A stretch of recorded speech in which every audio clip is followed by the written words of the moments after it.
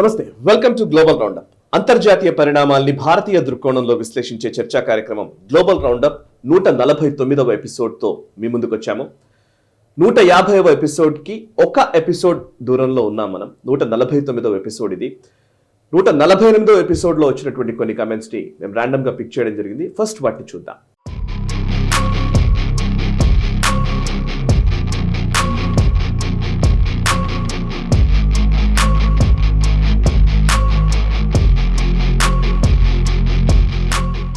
చూసారు కదా, అప్రతిహతంగా 149వ ఎపిసోడ్కి global roundup చేరుకుంది. ప్రతి ఎపిసోడ్లోనూ అంతే స్థాయిలో వ్యూయర్స్, ప్రేక్షకుల నుంచి విశేషమైన స్పందన వస్తోంది. అందరూ కూడా ఈ ప్రోగ్రామ్ని మిస్ కాకుండా చూస్తున్నారని చెబుతున్న వాళ్ళు సంఖ్య కూడా రోజు రోజుకు పెరుగుతోంది. ఎక్కడికి వెళ్ళినా కూడా గ్లోబల్ రౌండప్ని నిజానికి విద్యార్థుల దగ్గర నుంచి, ఇన్ఫ్లుయెన్సర్స్ దగ్గర నుంచి, ఆయా పార్టీల్లో రాజకీయ ప్రముఖుల వరకు ప్రతి ఒక్కరూ కూడా ఈ గ్లోబల్ రౌండప్ ద్వారా అనేక విషయాలు తెలుసుకుంటున్నామని, సో దీనివల్ల వారంలో జరిగిన అంతర్జాతీయ పరిణామాల్ని కేవలం వార్తల రూపంలో తెలుసుకోవడమే కాదు, అసలు భారతీయ దృక్కోణంలో ఆలోచించడం మొదలు పెట్టామని చాలా మంది చెప్తున్నారు. చాలా సంతోషంగా ఉంది. నిజానికి తెలుగు ప్రసార మాధ్యమాలు ఎవరు చేయని ఒక పని, ఒక ప్రయత్నం నేషనల్ స్టెప్ చేసింది. దాన్ని ఆదరిస్తున్న ప్రేక్షకలోకం అందరికీ కూడా పేరు పేరున ధన్యవాదాలు. అండ్ ఈ ప్రోగ్రాం నిరాటంకంగా ఇంత అద్భుతంగా కొనసాగడానికి వారి టైంని, వారి ఆలోచనల్ని, వారి భావనల్ని అండ్ వారి అధ్యయనాన్ని, పరిశోధనని అన్నింటినీ మనతో పంచుకోవడానికి వారు టైం కేటాయించినటువంటి అంతర్జాతీయ వ్యవహారాల నిపుణులు, విశ్లేషకులు మామిడి గిరిధర్ గారు నేషనల్ స్టెప్ స్టూడియోలో ఉన్నారు. ఫస్ట్ వారికి ధన్యవాదాలు చెప్పాలి. Thank you very much sir and welcome.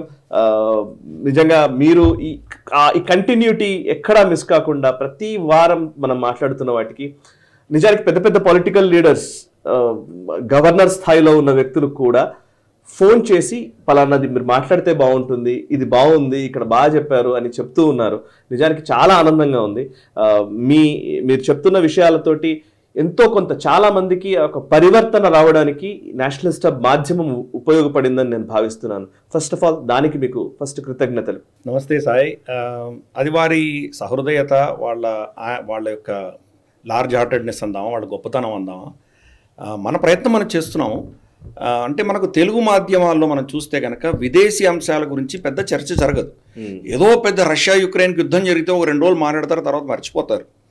అలాగే ఏదో గాజాకి, ఇజ్రాయెల్కి యుద్ధం జరిగితే ఒకరోజు మాట్లాడతారు, తర్వాత లోకల్ పాలిటిక్స్ వీటిలోనే అస్తవ్యస్తమై ఉన్నారు. కానీ ప్రపంచవ్యాప్తంగా ఏం జరుగుతోంది, దాంట్లో భారతదేశ భూమికి ఏంటి, అక్కడ జరుగుతున్న పరిణామాలు భారతదేశం మీద ఎటువంటి ప్రభావం చూపిస్తాయి, ఈ అంశాలన్నీ కూడాను వీళ్ళకి పట్టనట్టు ఉంది. మనకు చూసాము. అందుకనే మనం ఈ ప్రోగ్రాం టేకప్ చేసాం. మనకు ప్రేక్షకులు దాన్ని ఆదరించి, సత్కరించి దాన్ని మనకు ప్రేమాభిమానాలు ఇవ్వడం మనం చూసాం. వాళ్ళందరికీ కూడా పేరు పేరున కృతజ్ఞతలు. మన ప్రయత్నం మనం తప్పకుండా చేద్దాం. దీంట్లో ఏమైనా లోపాలు ఉంటే వాళ్ళు తప్పకుండా సజెషన్స్ ఇవ్వచ్చు. లోపాలని నేను అన్నాను, కనీసం దీన్ని ఎలా ప్రజెంట్ చేయాలి, వాళ్ళకి ఎటువంటి అంశాలు తీసుకొస్తే బాగుంటుంది అని వాళ్ళు చెప్తే కనుక బహుశా మనం 150 ఎపిసోడ్ తర్వాత కొన్ని మార్పులు మనం చేసుకొని అలా కూడా ప్రజెంట్ చేయవచ్చు. ఖచ్చితంగా సార్. ఎస్, ఇక ఈ వారం గ్లోబల్ రౌండప్లో మొదటి పాజిటివ్ అంశంతో మనం డిస్కషన్ స్టార్ట్ చేద్దాం సార్. ప్రతి వారం కూడా హ్యాపెనింగ్ స్టోరీ ఎక్కువగా మనం డిస్కస్ చేస్తున్నాము. ఈ వారంలో పెద్దగా అంటే ఇంకా ఖచ్చితంగా దాని గురించి ముందు మాట్లాడి తర్వాత మిగతా వాటికి వెళ్ళాలి అనే పరిస్థితి ఏం లేదు. కాబట్టి ఈ వారం ఫస్ట్ మనం పాజిటివ్స్ తోటే స్టార్ట్ చేద్దాం. పాజిటివ్స్లో అత్యద్భుతంగా అనిపించింది ఇది. నిజంగా 1990 మీరు చాలాసార్లు మీరు చెప్పారు, యాజ్ అన్ ఎకనామిస్ట్ కూడా మీరు చాలా విషయాలు చెప్తూ ఉంటారు కదా ఇప్పుడు రెగ్యులర్గా. 90వ దశకానికి ముందు భారతదేశం చాలా అధ్వాన్నమైన స్థితిలో ఉండేది ఎకానమీ పరంగా. చాలా కష్టమైన పరిస్థితుల్లో ఉన్న రోజుల్లో మనము మన బంగారాన్ని విదేశాల్లో కుదువ పెట్టాము, తాకట్టు పెట్టాము అని మనం చదువుకున్నాను. నేను చిన్నప్పుడు నాకు అవన్నీ చదివిన రోజులు గుర్తున్నాయి. వరల్డ్ బ్యాంక్ విధిల్చే చిన్న చితక నిధుల కోసం ఎదురు చూసిన రోజులు నాకు గుర్తు. మనకు చిన్నప్పుడు వినేవాళ్ళం ప్రపంచ బ్యాంకు అని, లేకపోతే ఈ IMF గురించి కానీ ఇవన్నీ మాట్లాడేవాళ్ళం. సో ఇవాళ 1991లో ఎప్పుడైతే 100 టన్నుల బంగారం మన భారతదేశం నుంచి అక్కడ పెట్టిన 100 టన్నుల బంగారం యూకేలో పెట్టిన దాన్ని ఇప్పుడు మన భారతదేశానికి తిరిగి తీసుకొచ్చాం. 1,00,000 కిలోగ్రాములు 100 టన్నుల బంగారం నిలువలు మన భారతదేశం నుంచి ఆ రోజు తాకట్టు పెట్టినవి ఈరోజు మళ్ళీ మనం రిటర్న్ తీసుకోగలిగాం.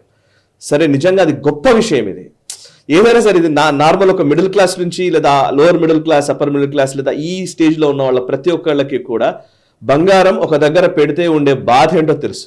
అంటే మన దేశపు బంగారం ఎక్కడో కుదువ పెట్టిన దాన్ని మళ్ళీ మనం తిరిగి తెచ్చుకుంటున్నామంటే ఆత్మనిర్భరత లేదా మనం బతకగలుగుతున్నాము అనే ఒక పరిస్థితికి వచ్చాము అని అంటే నిజంగా గొప్ప విషయం. నాకు యాక్చువల్లీ ఇది విన్నప్పుడే నాకు అసలు ఇట్లా కళ్ళలో నీళ్ళు వచ్చాయి. ప్లీజ్ కొంచెం దీన్ని ఎక్స్ప్లెయిన్ చేయండి సార్. తప్పకుండా సార్, ఇది చాలా గొప్ప విషయం. ఇన్ఫ్యాక్ట్ మనకు డొనాల్డ్ ట్రంప్ కన్విక్షన్ కావచ్చు, ఇజ్రాయెల్ గొడవలు కావచ్చు, ఇటువంటి చాలా గొప్ప విషయాలు, అంటే గొప్పగా పెద్ద పెద్ద విషయాలు జరిగాయి. కానీ అన్నిటికంటే పెద్ద విషయంగా ఇది మనం ఫస్ట్ టేకప్ చేయడానికి కారణం ఏంటంటే మన బంగారం మన ఇంటికి వచ్చిందంటే, మన లక్ష్మి మన ఇంటికి వచ్చిందంటే ఎంత గొప్ప విషయం ఇది. కరెక్ట్. ఈ ప్రభుత్వాన్ని నిజంగా అభినందించాలి. 100 టన్నులు అంటే చిన్న మాట కాదు. దాన్ని ఎక్కడైనా దొంగతనం చేయొచ్చు, దాన్ని ఎవరైనా ఏమైనా చేయొచ్చు. 100 టన్నులను మనకు తీసుకురావాలంటే ఎన్ని నెలల దీనికి ప్లానింగ్ ఉంటుంది, ఎవరికి తెలియకుండా చాలా పకడ్బందీగా సీక్రెట్గా అంత సెక్యూరిటీ తోటి క్షేమంగా ఇంటికి తీసుకొచ్చిన తర్వాత అనౌన్స్ చేశాం మనం. అంటే దీని వెనకాల ఎంత ఎన్ని ఎఫర్ట్స్ ఉంటాయి, ఎంత వాళ్ళు పని చేసుంటే ఈ కార్యక్రమం అయి ఉండాలి. ఓవైపు ఎలక్షన్ సీజన్ ఇంత ఉండగా మనం తీసుకొచ్చాం. దీని వెనకాల చాలా కారణాలు ఉన్నాయి. కానీ కొన్ని అంకెలు మనం చూసామంటే కనుక 2014 మోదీ ప్రభుత్వం వచ్చేసరికి రమారమి 550 టన్నుల బంగారం నిధులు భారతదేశానికి ఉండేవి. మన రిజర్వ్స్, ఫారెక్స్ రిజర్వ్స్ లో మనకు డాలర్ ఎన్ని, యూరో ఎన్ని, ఇవన్నీ చూపిస్తూ దాంట్లో బంగారం ఎంత అని చెప్తారు. దాంట్లో మళ్ళీ 2 భాగాలు ఉంటాయి. మన దేశంలో ఎంత ఎన్ని టన్నులు ఉన్నాయి, విదేశాల్లో మన పేరిట వాళ్ళ లాకర్లలో ఎన్ని ఉన్నాయి, 2 అంకెలు ఉంటాయి. అప్పటికి రమారమి 400 పైచీలకు టన్నులు లండన్ వాళ్ళ లాకర్స్లో ఉండినాయి. సిటీ ఆఫ్ లండన్ వేరే, లండన్ సిటీ వేరే. ఈ రెండిట్లో కన్ఫ్యూజన్ మనకు చాలా మంది తెలియని కూడా తెలియదు. సిటీ ఆఫ్ లండన్ అన్నది ఒక ప్రైవేట్ ప్రాంతం. అది ఆ ప్రైవేట్ ప్రాంతంలో బ్యాంక్ ఆఫ్ లండన్లో, బ్యాంక్ ఆఫ్ ఇంగ్లాండ్లో వీళ్ళు దీన్ని నిక్షిప్తం చేశారు. అంటే వాళ్ళకి మనం కిరాయి కట్టుకుంటున్నాం. మనం 67 టన్నులు చంద్రశేఖర్ ప్రభుత్వం అప్పుడు షిఫ్ట్ చేసింది అక్కడికి. వాళ్ళ దగ్గర మనకు ఫారెక్స్ లేకపోయేసరికి అక్కడ షిఫ్ట్ చేసాం మనం. తర్వాత మనం కొంటున్న బంగారం అంతా కూడా వాళ్ళ దగ్గర యాడ్ చేసుకుంటూ పోయాం.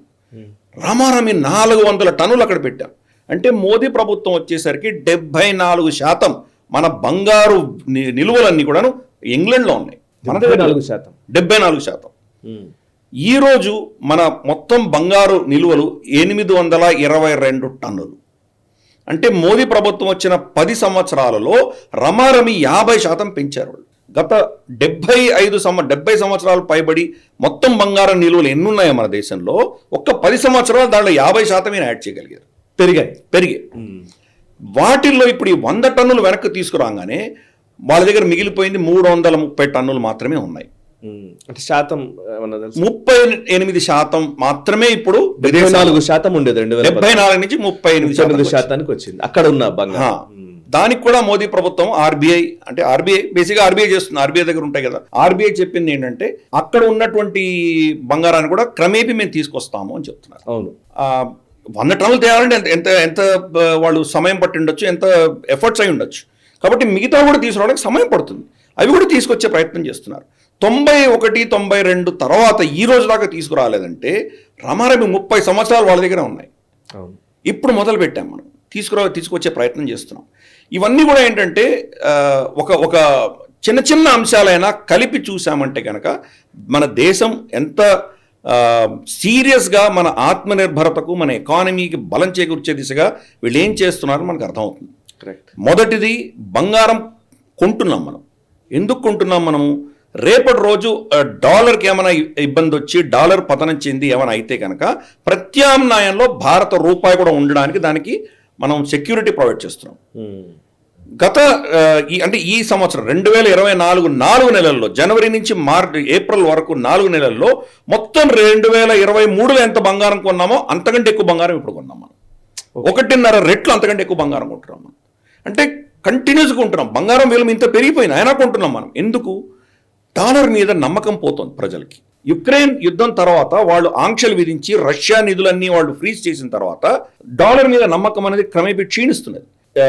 చమురు కావచ్చు, ఇతరత్ర వస్తువులన్నీ కూడాను గతంలో డాలర్లో కొనుక్కునేవాళ్ళం. ఇప్పుడు లోకల్ కరెన్సీస్లో వాళ్ళు ట్రేడ్ చేస్తున్నారు. యువాన్తో కావచ్చు, రూబుల్తో కావచ్చు, రూపాయితో కావచ్చు. కాబట్టి ఇటువంటి పరిస్థితుల్లో మన రూపాయికి బలం చేకూర్చాలన్న దిశగా ఈ ప్రభుత్వం చేసింది. మొదటిది. రెండవది విదేశాల్లో ఉన్నటువంటి బంగారం తీసుకొచ్చేటువంటి ప్రయత్నం రెండవది. మూడవది మనకు ఫారెక్స్లో కూడా ఫారెన్ కరెన్సీలో కూడా 65 నుంచి 70% మనకు డాలర్స్ ఉండేవి యూపీఏ హయాంలో. ఇప్పుడు 50% అటు ఇటు ఉంది. ఒక నెల ఎక్కువ ఉండొచ్చు, ఒక నెల తక్కువ ఉండొచ్చు. 50-55%, 45 నుంచి 55%లో హూవర్ అవుతుంటుంది అనమాట. అంటే అది మనం హెడ్జింగ్ చేస్తారు. హెడ్జింగ్ చేసినప్పుడు ఎక్కువ తక్కువ ఉండొచ్చు. అంటే డాలర్ మీద రిలయన్స్ మనం తగ్గించుకుంటూ వెళ్తున్నాం. ఇతరత్ర కరెన్సీస్లో బంగారంలో మనం ఎక్కువ నిక్షిప్తం చేసుకుంటున్నాం. ఈరోజు మన చరిత్రలోనే ఎన్నడూ లేనంత $630 బిలియన్ మనకు ఫారెక్స్ రిజర్వ్స్ ఉన్నాయి. ఇవన్నీ కూడా మనం ఎందుకు చేస్తున్నామంటే దేశం యొక్క ఆర్థిక వ్యవస్థని పటిష్టం చేసి దీన్ని మనం రాబోయే దశకం 2-3 దశకాలలో ఒక అడ్వాన్స్డ్ నేషన్గా 3వ పెద్ద ఎకానమీగా ఎదగాలంటే కనుక దానికి పునాది వేస్తున్నాం మనం. కరెక్ట్. అలాగే ఈ బంగారం క్రమేపీ భారతదేశానికి వచ్చిందంటే రేపటి రోజు వాళ్ళ మాట వినకపోతే, పాశ్చాత్య దేశాల మాట వినకపోతే, మన మీద వాళ్ళు ఏమైనా ఆంక్షలు విధించినా కానీ మన ఇంట్రెస్ట్ మనం కాపాడుకుంటాం. మన బంగారం మన ఇంట్లో ఉంటుంది. కరెక్ట్. ఆ దిశగా ఈ ప్రభుత్వం ప్రయత్నం చేస్తున్నది. ప్రస్తుతానికి బంగారం ముంబైలో ఆర్బీఐ లాకర్స్లో ఉంటుంది, దాని సెల్లర్లో ఉంటాయి. తర్వాత నాగ్పూర్లో, ఈ 2 దగ్గర వాళ్ళు నిక్షిప్తం చేస్తున్నారు. కానీ మనకు తెలియకుండా ఇంకా ఇతరత్రా ప్రత్యామ్నాయాలు కూడా భారతదేశం చూస్తున్నది. ఎక్కడెక్కడ దీన్ని నిల్వ చేయొచ్చు అని ప్రయత్నం చేస్తున్నారు. ఎందుకంటే ఈ 300 టన్నులే కాదు, రాబోయే బహుశా 5-6 సంవత్సరాల్లో మనం 1000 టన్నుల బంగారు నిధులు దాటిపోయేటువంటి పరిస్థితి చూస్తున్నాం. మనం 1000 టన్నులు ఎక్కడ దాచిపెట్టుకుంటాం? దానికి కావాల్సిన ఇన్ఫ్రాస్ట్రక్చర్ కూడా తయారవుతున్నది. సీక్రెట్గానే ఉంచుతారు, ఎందుకంటే చాలా రిస్కీ కాబట్టి సీక్రెట్గానే ఉంచుతారు. ఇది చాలా పాజిటివ్ అంశం. ఇది భారతదేశం యొక్క ఎకానమీ రాబోయే దశకంలో కంప్లీట్గా మారబోతున్నది.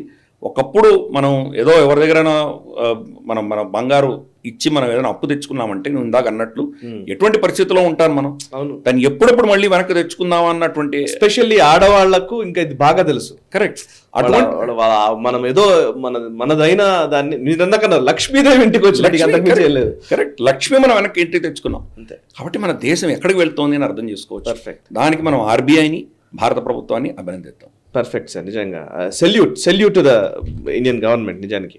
అండ్ ఇక నెక్స్ట్ అంశము జీడిపికి సంబంధించి అసలు నిజంగా ఇది ఒక రకంగా నేను కూడా ఆలోచించాను, ఏంటిది నిజమేనా నెంబర్ అని అనుకున్నాను సార్. సీరియస్లీ 8.2% గ్రోత్ రేట్ అంట ఒక 2023-24 హోల్ ఇయర్కి సంబంధించి జీడిపి గ్రోత్ రేట్ 8.2% అని. నిజానికి ఇది ఎస్టిమేషన్స్కి భిన్నంగా, ఎస్టిమేషన్స్ అంచనాల కంటే ఎక్కువ జీడిపి గ్రోత్ రేట్ నమోదు అయినట్టు కనబడుతుంది.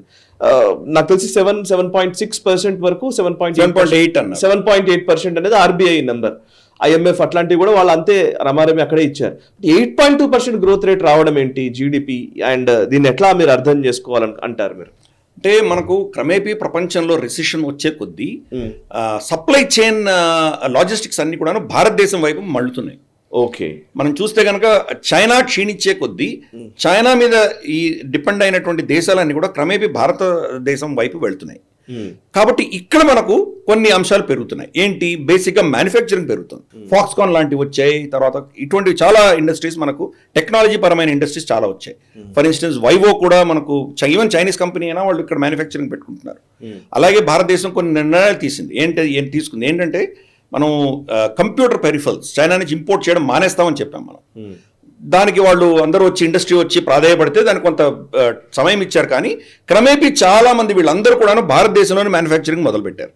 సో మ్యానుఫ్యాక్చరింగ్ ఈసారి బాగా పటిష్టమైంది. రెండవది సర్వీసెస్ సెక్టర్. మన సర్వీసెస్ సెక్టర్ క్రమేపీ డిమానిటైజేషన్ అయిన తర్వాత ఏ లెవెల్కి వెళ్ళిందో మనం చూస్తున్నాం. రమారమి 100 పైబడి యూనికార్న్స్ మనకి ఈరోజు ఉన్నాయంటే కనుక చాలా మటుకు దాంట్లో సర్వీస్ రిలేటెడే ఉన్నాయి. మనకి సర్వీస్ రిలేటెడ్ చాలా విపరీతంగా పెరిగింది. మనకి ట్రాన్స్పోర్టేషన్ కావచ్చు, ట్రావెల్ కావచ్చు, టూరిజం కావచ్చు, హోటల్ సంబంధించింది లాజిస్టిక్స్ కావచ్చు, ట్రాన్స్పోర్టేషన్ లాజిస్టిక్స్ కావచ్చు, లేదా ఇతరత్ర సర్వీసెస్ కావచ్చు, బిజినెస్ సర్వీసెస్ కావచ్చు, ఫైనాన్షియల్ సర్వీసెస్ కావచ్చు, ఇవన్నీ కూడా గణనీయంగా పెరిగాయి. సో ఇక్కడ ఈ 2-3 అంశాలు మనం చూస్తే కనుక మనం ఎకానమీలో విపరీతమైన గ్రోత్ చూసాం. మనం 7.8 వీళ్ళు ఎస్టిమేట్ చేసిన దానికంటే కూడా ఎక్కువ 8.2% ఈరోజు గ్రోత్ వచ్చింది ఈరోజు. ఇది బహుశా ఎలక్షన్ ముందర వచ్చి ఉంటే ఇది ఎలక్షన్ స్టంట్ అని చెప్పి వీళ్ళు తిట్టుండొచ్చు. ఎలక్షన్ ఆల్మోస్ట్ అయిపోతున్నప్పుడు వచ్చింది, ఎలక్షన్ మీద ప్రభావం చూపించలేదు. కానీ ఈ నంబర్ని తప్పుపట్టేటువంటి మహానుభావులను కూడా చూశాను. అంటే మీకు నచ్చిన నంబర్ వస్తే అది కరెక్ట్ అంటారు, మీరు అనుకున్న ఆలోచనకు భిన్నంగా వస్తే తప్పు అంటారు. ఇదేం రాజకీయం నాకు అర్థం కాదు. కరెక్ట్. 8.2% అంది G20 ప్రపంచంలోనే 20 ఉన్నతమైనటువంటి ఎక్కువ పెద్ద మేజర్ ఎకానమీస్ ఏవైతే ఉన్నాయో వాటిలన్నింటిలో కూడాను మ్యాక్సిమం గ్రోత్ జీడిపి ఏదైనా ఉందంటే భారతదేశం ఉంది. ఈరోజు నిజంగా ఎకానమీ అంతా కూడాను ప్రపంచంలో ఉన్న క్షీణిస్తున్న ఎకానమీ అంతా భారతదేశం వైపు వస్తుంది. ఇది మనం అర్థం చేసుకోవాలి. అంటే దానికి ఒక stable economy, stable policy and stable leadership, మూడు కూడా మనకు స్టెబిలిటీ వచ్చేసరికి ఆటోమేటిక్గా ఎకానమీ పెరుగుతుంది. ఇది మనం నిజంగా అందరూ గర్వించదగ్గటువంటి విషయం. కరెక్ట్. దాన్ని నెగిటివ్గా చూడడం ఏంటి నాకు అర్థం కాదు. పర్ఫెక్ట్. ఇక నెక్స్ట్ అంశం సార్, మొత్తానికి ఎలక్షన్స్ అయిపోయినాయి, పోలింగ్ అయిపోయింది, సైలెంట్ పీరియడ్ స్టార్ట్ అయిన వెంటనే, ఇంకా అసలు ప్రచారం ముగిసిన వెంటనే నరేంద్ర మోదీ గారు వివేకానంద రాక్ మెమోరియల్ ఏదైతే కన్యాకుమారి, ఆయన వివేకానందుడు ఎక్కడైతే ధ్యానం చేసుకున్నారో అక్కడ ధ్యానం చేసుకున్నారో ధ్యాన ముద్రలోకి వెళ్ళిపోయారు. ఇప్పుడు మనం రికార్డ్ చేస్తున్న టైంకి ఆయన బయటకు కూడా వచ్చేసారు, అది వేరే. బట్ వివేకానందుడి ఎక్కడైతే ఆయన ధ్యానం చేసిన ప్లేస్ ఉందండి, వివేకానంద అనగానే ప్రపంచం మొత్తం ప్రపంచవ్యాప్తం చేశారు. నిజానికి సనాతన ధర్మము, ఈ విలువలు, మన వైశిష్ట్యాన్ని ప్రపంచానికి చెప్పడంలో వివేకానందుల వారు నిజానికి 2 దశాబ్దాల శతాబ్దం క్రితమే ఆయన ప్రపంచానికి మన భారతదేశాన్ని పరిచయం చేశారు ఒక అద్భుతంగా. సో అట్లాంటి వివేకానందుడి రాక్ మెమోరియల్ దగ్గర మోదీ గారి ధ్యానం చేసుకోవడాన్ని ఎట్లా అర్థం చేసుకోవాలి? నాకైతే దీంట్లో ఏదో ఒక మెసేజ్ ఉందని అయితే అనిపించింది. ఖచ్చితంగా డెఫినెట్లీ ఏ మెసేజ్ లేకుండా మోదీ గారు ఏ చర్య చేయరు. ఆ మెసేజ్ ఏంటో మీరు ఏమైనా డీకోడ్ చేయగలుగుతారా? అంటే నిజంగా ఆయన ఏ ఉద్దేశంతో వెళ్ళాలని ఆయన తప్ప ఇంకెవరు చెప్పలేరు. కానీ వివేకానంద రాక్ మెమోరియల్ ఎందుకు చూస్ చేసుకున్నారు అన్న అంశం మనం కనుక గమనించామంటే కొన్ని ఆలోచనలు మనకు రావచ్చు. అవే నేను చెప్పే ప్రయత్నం చేస్తాను. ఎగ్జాక్ట్లీ. ఇది మనం గ్లోబల్ రౌండప్ ఎందుకు చర్చించుకుంటున్నాం? నేషనల్ రౌండప్, పొలిటికల్ రౌండప్లోనే చర్చించుకుంటే వేరే ఉండేది, కానీ గ్లోబల్ రౌండప్ ఎందుకు చర్చించుకుంటున్నాం? ఎందుకంటే వివేకానంద రాక్ మెమోరియల్ ఆయన కూర్చొని ధ్యానం చేసుకున్న తర్వాత అఖండ భారతాన్ని చూశారు ఆయన. అఖండ భారతాన్ని చూసి ఆ భారతదేశం ఇన్ని రాజ్యాలుగా విభజించి పడి మనం హిందువులు ఇంత క్షీణ దశలో ఉన్నామే, మన సనాతన ధర్మాన్ని మనం ఇంత బానిసత్వం అనుభవిస్తోంది అని ఆయన చూశారు. దాన్ని ఎలా మనం పునరుద్ధరించాలి ద్వారా దర్శించారు. కాబట్టి ఆయన దాని తర్వాత ఆయన చేసిన కార్యక్రమాలని మనం చూసాం. రామకృష్ణ మిషన్ పెట్టారు, మనకు చికాగో వెళ్ళారు, చాలా చేశారు ఆయన. అలాగే ఈ దేశంలో ఉన్న రాజ్యాలన్నింటినీ కూడా ఆయన వెళ్ళి కలవడం జరిగింది, విస్తృతంగా పర్యటించారు. ఈ దేశమంతా కూడా మన సనాతన ధర్మాన్ని, అద్వైత సిద్ధాంతాన్ని, మన శాస్త్ర గ్రంథాలన్నింటినీ ఈ రోజు యొక్క అంటే అప్పటి ఆయన ఉన్నటువంటి సమాజానికి అనుగుణంగా ఆయన దాన్ని ప్రజల ముందుకు తీసుకొచ్చే ప్రయత్నం చేశారు. మళ్ళీ రివైవల్ చేశారు, ఒక విధమైన రెనైసెన్స్ తీసుకొచ్చారు ఆయన. మోదీ గారు అక్కడికి వెళ్ళి కూర్చోవడం వల్ల బహుశా ఆయన దానికి 2-3 మెసేజెస్ ఇస్తున్నట్టు నాకు అనిపిస్తోంది. ఒకటి, ఈ టర్మ్లో 3వ టర్మ్లో మన భారతీయ సంస్కృతికి పెద్ద పీట వేయబోతున్నారు. మన భారతీయ సంస్కృతి, మన సనాతన ధర్మం, దీనికి సంబంధించి పెద్ద పీట వేయబోతున్నారు. గతంలో యోగాని తీసుకెళ్లారు, ఇంటర్నేషనలైజ్ చేశారు. బహుశా ఇంకా చాలా అంశాలు ఇప్పుడు ఇంటర్నేషనలైజ్ చేయబోతున్నారు. మన ఆయుర్వేదం కావచ్చు, మనకు ధ్యానం కావచ్చు, లేదా ఇతరత్ర మనకు ఉన్నటువంటి చాలా అంశాలు ఉన్నాయి. అవన్నీ కూడా ఏ అంశాలను తీసుకువెళ్తారో బహుశా మనం రాబోయే రోజుల్లో చూడవచ్చు. కల్చరల్ రినైసెన్స్, భారతదేశం యొక్క సంస్కృతిని ప్రపంచానికి పరిచయం చేసేటువంటి కార్యక్రమం చేయబోతున్నారు అని నాకు అనిపిస్తున్నది.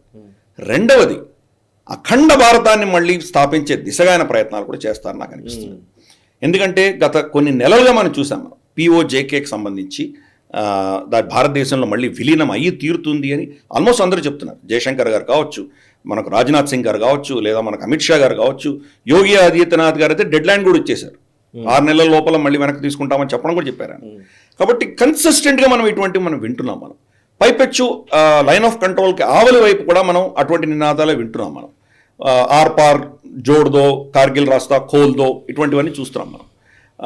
కాబట్టి మరి దానికి సంబంధించిన మూవ్స్ ఏమైనా ఈ 5 సంవత్సరాల్లో ఉంటాయని నాకు పెద్ద ప్రశ్నగా ఉంది. అంటే ముందర మన ఆధీనంలో ఉన్నటువంటి జమ్మూ కాశ్మీర్ని సెక్యూర్ చేశాం మనం. రాబోయే 6 నెలల్లో అక్కడ ఎలక్షన్స్ కూడా జరగబోతున్నాయి. బహుశా సెప్టెంబర్, అక్టోబర్లో ఎన్నికలు కూడా జరుగుతాయి. ఎన్నికలు కూడా జరిగి నార్మలైజ్ అయిపోయి శాంతి వచ్చేసిన తర్వాత మిగిలిపోయిన అంశం అంతా అన్యాక్రాంతమైన ప్రాంతాలు వెనక్కి తీసుకోవడమే కదా. కరెక్ట్. కాబట్టి బహుశా దాని మీద కూడా ఆయన దృష్టి సారించబోతున్నారు నాకు అనిపిస్తుంది. కాబట్టి ఈ 2 అంశాలు ఆయన అక్కడ వెళ్ళడం వల్ల నాకు కనిపిస్తున్నటువంటి ఆయన పంపిస్తున్న సందేశం, ఒకటి భారతీయ సంస్కృతిని ఇంటర్నేషనలైజ్ చేయబోతున్నారు. అఫ్ కోర్స్ భారతదేశంలో రివైవల్ అయితేనే ఎక్కడైనా ఇంటర్నేషనల్ కూడా వెళ్ళగలం. రెండవది, మన అఖండ భారతం, మన అన్యాక్రాంతమైన ప్రాంతాల మీద దృష్టి సారించేటువంటి ప్రయత్నం ఎప్పుడు తీసుకుంటారు, ఎలా తీసుకుంటారు, నేను దాని మీద కామెంట్ చేయట్లేదు, కానీ దాని మీద భారత ప్రభుత్వం ఫోకస్ పెట్టబోతోందని స్పష్టంగా నాకైతే సంకేతం ఉంది. Right sir. ఇక నెక్స్ట్ అంశం సార్, ఇండియా భారతదేశము రుద్రం 2 ఏదైతే ఇది ఇండిజీనియస్లీ డెవలప్డ్ అంటున్నారు, భారతీయ పరిజ్ఞానంతో డెవలప్ చేయబడ్డటువంటి యాంటీ రేడియేషన్ మిజైల్ శత్రు దేశాల్లోని గ్రౌండ్ రాడార్స్ కానివ్వండి, సర్వీలియన్స్కి సంబంధించి, ట్రాకింగ్ సంబంధించి వాటిని నిర్మూలించేటువంటి ఈ మిజైల్ యాంటీ రేడియేషన్ మిజైల్ అంటున్నారు. ఇది రుద్రం 2 అద్భుతంగా విజయవంతంగా పరీక్షించింది భారతదేశం. సో దీని గురించి ఒకసారి వివరిస్తారా? అండ్ ఇంకోవైపు J20ని సిక్కిం బార్డర్లో చైనా డిప్లాయ్ చేసినట్టుగా కూడా ఇంకో వార్తాంశం ఉంది. ఈ రెండు అంశాల గురించి మనం మాట్లాడతాం సార్. ఫస్ట్ రుద్రం 2 స్పెషాలిటీ చెప్పండి. రుద్రం అన్నది యాంటీ రేడియేషన్ మిసైల్ అని దాని పేరు. అది అంటే ఏ ఇన్స్ట్రుమెంట్స్ అయితే రేడియేషన్ ఎమిట్ చేస్తాయో దాన్ని ట్రాక్ చేసి కొడుతుంది.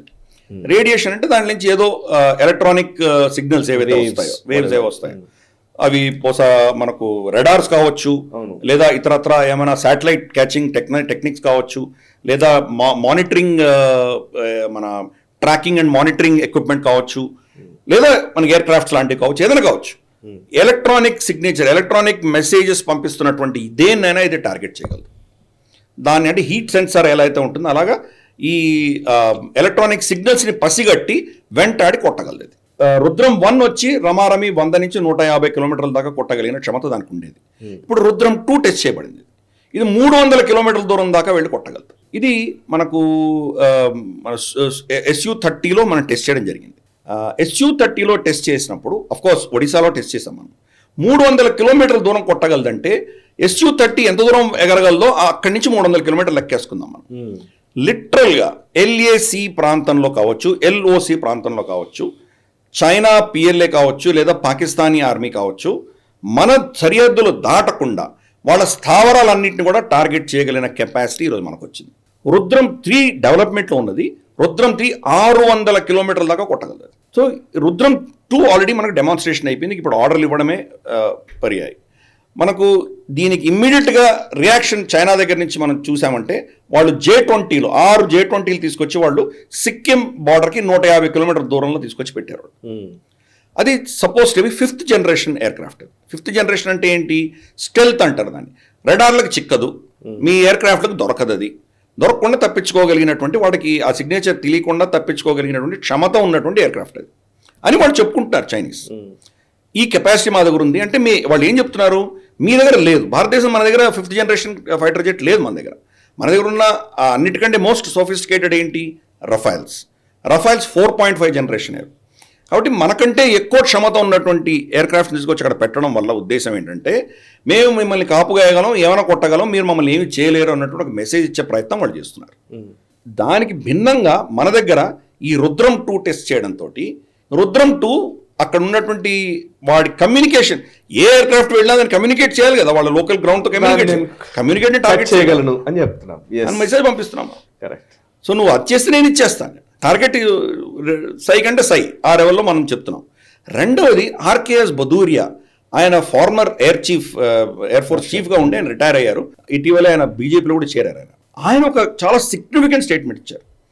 ఒక 3-4 ఏళ్ల క్రితం J20 టిబెట్లో ఎగురుతూ ఉండగా మన SU-30 దాన్ని లాక్ ఇన్ అయ్యింది అని చెప్పారు. ఎయిర్ ఫోర్స్లో లాక్ ఇన్ అని ఒక టర్మినాలజీ ఉంది. అవును, నేను లాక్ ఇన్ అంటే షూట్ చేసే ముందర దాన్ని లాక్ చేస్తారు. ఆ రెడార్ లాక్ చేసిన తర్వాత ఎటు వెళ్తే అది ఎటు వెళ్తున్నా అంతే, లాక్ అయ్యి బటన్ నొక్కితే ఇంకా వెళ్ళి షూట్ చేసేస్తుంది అంతే. అటువంటి మేము లాక్ చేయగలిగాము అన్నాడు ఆయన. అంటే J20 స్టెల్త్ కాదని అర్థమైపోయింది కదా. కరెక్ట్. వాళ్ళు స్టెల్త్ అని చెప్పుకుంటారు కానీ నిజంగా అది స్టెల్త్ కాదు, దాన్ని మేము లాక్ చేయగలిగామని చెప్పారు. యుద్ధం అంటూ ఉండగా దాన్ని పేల్చి ఉండొచ్చు మనం. కాబట్టి ఇది SU-30నే, రఫైల్ కూడా కాదు. SU-30 కంటే ఇంకా అడ్వాన్స్డ్ రఫైల్స్. అంటే రఫైల్స్ మనం ఈజీగా ఛేదించవచ్చు. రెండవది S-400 మనం రష్యా నుంచి కొనుక్కుంటున్నాం. మనం S-400 వచ్చి వీటిని డిటెక్ట్ చేయగలదు మనకు తెలుస్తుంది. ఎందుకంటే చైనీస్ నాసిరకమైన కాపీ కొట్టారు. వాళ్ళు అందరి దగ్గర కొంత రష్యా నుంచి, కొంత అమెరికా దగ్గర నుంచి టెక్నాలజీ తీసుకొని తయారు చేసుకున్నారు J20. ఎక్కడ కూడా యుద్ధంలో పార్టిసిపేట్ చేయలేదు. ఎవరికి కూడా చూపించలేదు, దాని కెపాసిటీ ఏంటో ఎవరికి చెప్పలేదు. కాబట్టి G20 వాళ్ళు పెట్టినంత మాత్రం మనమే బెదిరేటువంటి పరిస్థితి లేదు. మనం దానికి కౌంటర్గా రుద్రం టెస్ట్ చేసాం. మనం తర్వాత ఆర్కేఎస్ భదూరియా గారి స్టేట్మెంట్ అంటే చైనా ఎన్ని మనకు వ్యతిరేకంగా ఎన్ని చేస్తుందో దానికి అంత కౌంటర్ మనం రెడీగా సిద్ధంగా ఉన్నాం. మనం ఎప్పుడు ఎన్నికలు జరుగుతుండగా ఇంత బిజీగా దేశం ఉన్నా కానీ కూడా ఇవి కూడా నడుస్తున్నాయి. మన ప్రజలు ఎన్నికల్లో బిజీగా ఉన్నారు కానీ మనం చైనాలో ఎలా కౌంటర్ చేస్తున్నాం అన్న విషయాలు మనం ఇటువంటి ప్రోగ్రామ్స్ మనం తీసుకొచ్చే ప్రయత్నం మనం చేస్తున్నాం. Perfect sir, super. నెక్స్ట్ అంశం సార్, ఇండియన్ ఎలక్షన్స్ కి సంబంధించి ఒక విషయం వచ్చింది. భారతదేశంలో జరుగుతున్న రాజకీయాల్లో ఓపెన్ ఏఐ ఇన్ఫ్లుయెన్స్ ఎక్కువగా ఉంది అనేది, అది కూడా కొంత ఖలిస్తానీ అకౌంట్స్ ని చైనా ఇన్ఫ్లుయెన్స్ చేస్తున్నటువంటి కొన్ని ఖలిస్తానీ అకౌంట్స్ కావచ్చు, ఇవన్నీ కావచ్చు, వాటిని మెటా రిమూవ్ చేసినట్టుగా తెలుస్తోంది. సో బేసికల్లీ ఓపెన్ ఏఐని, ఆర్టిఫిషియల్ ఇంటెలిజెన్స్ ప్లాట్ఫామ్స్ ని ఉపయోగించుకొని భారత ఎన్నికల్ని ప్రభావితం చేసే కుట్రలు చాలా జరుగుతున్నాయని మనం గ్లోబల్ రౌండప్లో అనేకసార్లు చెప్తూనే ఉన్నాం. వివిధ వేదికల ద్వారా కూడా ఈ అంశం చెప్తూనే ఉన్నాం. విదేశీ కుట్రలు ఆగట్లేదు, పెరుగుతూనే ఉన్నాయని చెప్పి. సో అంటే కేవలం ఆర్టిఫిషియల్ ఇంటెలిజెన్సే కదా, అనేక రకాలుగా వాళ్ళు ప్రభావితం చేసే ప్రయత్నం చేస్తున్నారు. సో ఈ ఏఐ ద్వారా చేస్తున్నటువంటి ప్రయత్నాన్ని మనం గుర్తించగలిగాము, లేదా కొంతమేర గుర్తించామా, నిజంగా జరగాల్సిన నష్టం జరిగిందా, లేకపోతే ఇంకేమైనా ఉన్నాయా? ఒకసారి డీటెయిల్స్ చెప్తారు. శామ్ ఆల్ట్మెన్ కంపెనీ అయినటువంటి ఓపెన్ ఏఐ ఏదైతే ఉందో చాట్ జీపీటీకి సంబంధించి వాళ్ళు ఒక స్టేట్మెంట్ రిలీజ్ చేశారు. ఇజ్రాయెల్కి సంబంధించిన ఒక కంపెనీ భారతదేశంలో ఎన్నికలను ప్రభావితం చేసే దిశగా కాంగ్రెస్ని సమర్థిస్తూ బీజేపీకి వ్యతిరేకంగా చాలా ఫేక్ నెరేటివ్స్ని వాళ్ళు బిల్డ్ చేసే ప్రయత్నం చేశారు. అన్ని ప్లాట్ఫామ్స్ వాడుకున్నారు వాళ్ళు. ట్విట్టర్, ఎక్స్ కావచ్చు, లేదా మనకు ఫేస్బుక్ కావచ్చు, యూట్యూబ్ కావచ్చు, ఇన్స్టాగ్రామ్ కావచ్చు, లేదా ఇతరత్ర మాధ్యమాలన్నీ కూడా వాడుకున్నారు. వాడుకుని వాళ్ళు చాలా ఫేక్ నెరేటివ్స్ తీసుకొచ్చే ప్రయత్నం చేశారు. దాన్ని మేము అడ్డుకున్నాము అని చెప్పి వాళ్ళు స్టేట్మెంట్ రిలీజ్ చేశారు. ఓకే, అంటే ఓపెన్ మనమేం చెప్పలేదే, వాళ్ళే ఒప్పుకున్నారు. మరి ఇటువంటి కార్యక్రమాలు చేయడానికి వాళ్ళకి పైసలు ఎవరు ఇచ్చారు? కరెక్ట్. అఫ్ కోర్స్ ఇజ్రాయెల్లో ఉన్నటువంటి కంపెనీ, ఇజ్రాయెల్ ప్రభుత్వం చేయలేదు, అదొక ప్రైవేట్ సంస్థ చేసింది. వాళ్ళకు పైసలు ఇచ్చాయి, వాళ్ళు చేశారు. గతంలో మనకు తెలుసు, మనకు కాంగ్రెస్ చాలా కన్సల్టింగ్ కంపెనీస్తో వాళ్ళు ఇచ్చి కేంబ్రిడ్జ్ అనలిటికా లాంటి వాటికి పైసలు ఇచ్చి వాళ్ళు పని చేయించుకున్నారు. ఫేస్బుక్లో కూడా వాళ్ళు చాలా డేటా తీసుకొని వాళ్ళు వాడుకున్న అంశాలు కూడా మనకు తెలుసు. కాబట్టి ఇప్పుడు కొత్తగా ఇది వచ్చిన దానికి మనకు ఎవరు చెప్పాలి? కాంగ్రెస్ చెప్తుందా? మేమే చేసామని చెప్తారో? చెప్పరు కదా. మరి ఆ పైసలు ఎక్కడి నుంచి వెళ్ళాయి? కాంగ్రెస్ని సమర్థించడానికి పైసలు ఎక్కడికి వెళ్ళాయి? జార్జ్ సోరోస్ లాంటి ఏజెన్సీస్ ఇచ్చారా వాళ్ళకి? ఎవరు ఇచ్చారో మనకు తెలియదు. భారతదేశం బయట జరిగింది, కానీ ఇంపాక్ట్ భారత ఎన్నికల్లో జరిగింది. టెక్నాలజీని వాడుకున్నారు.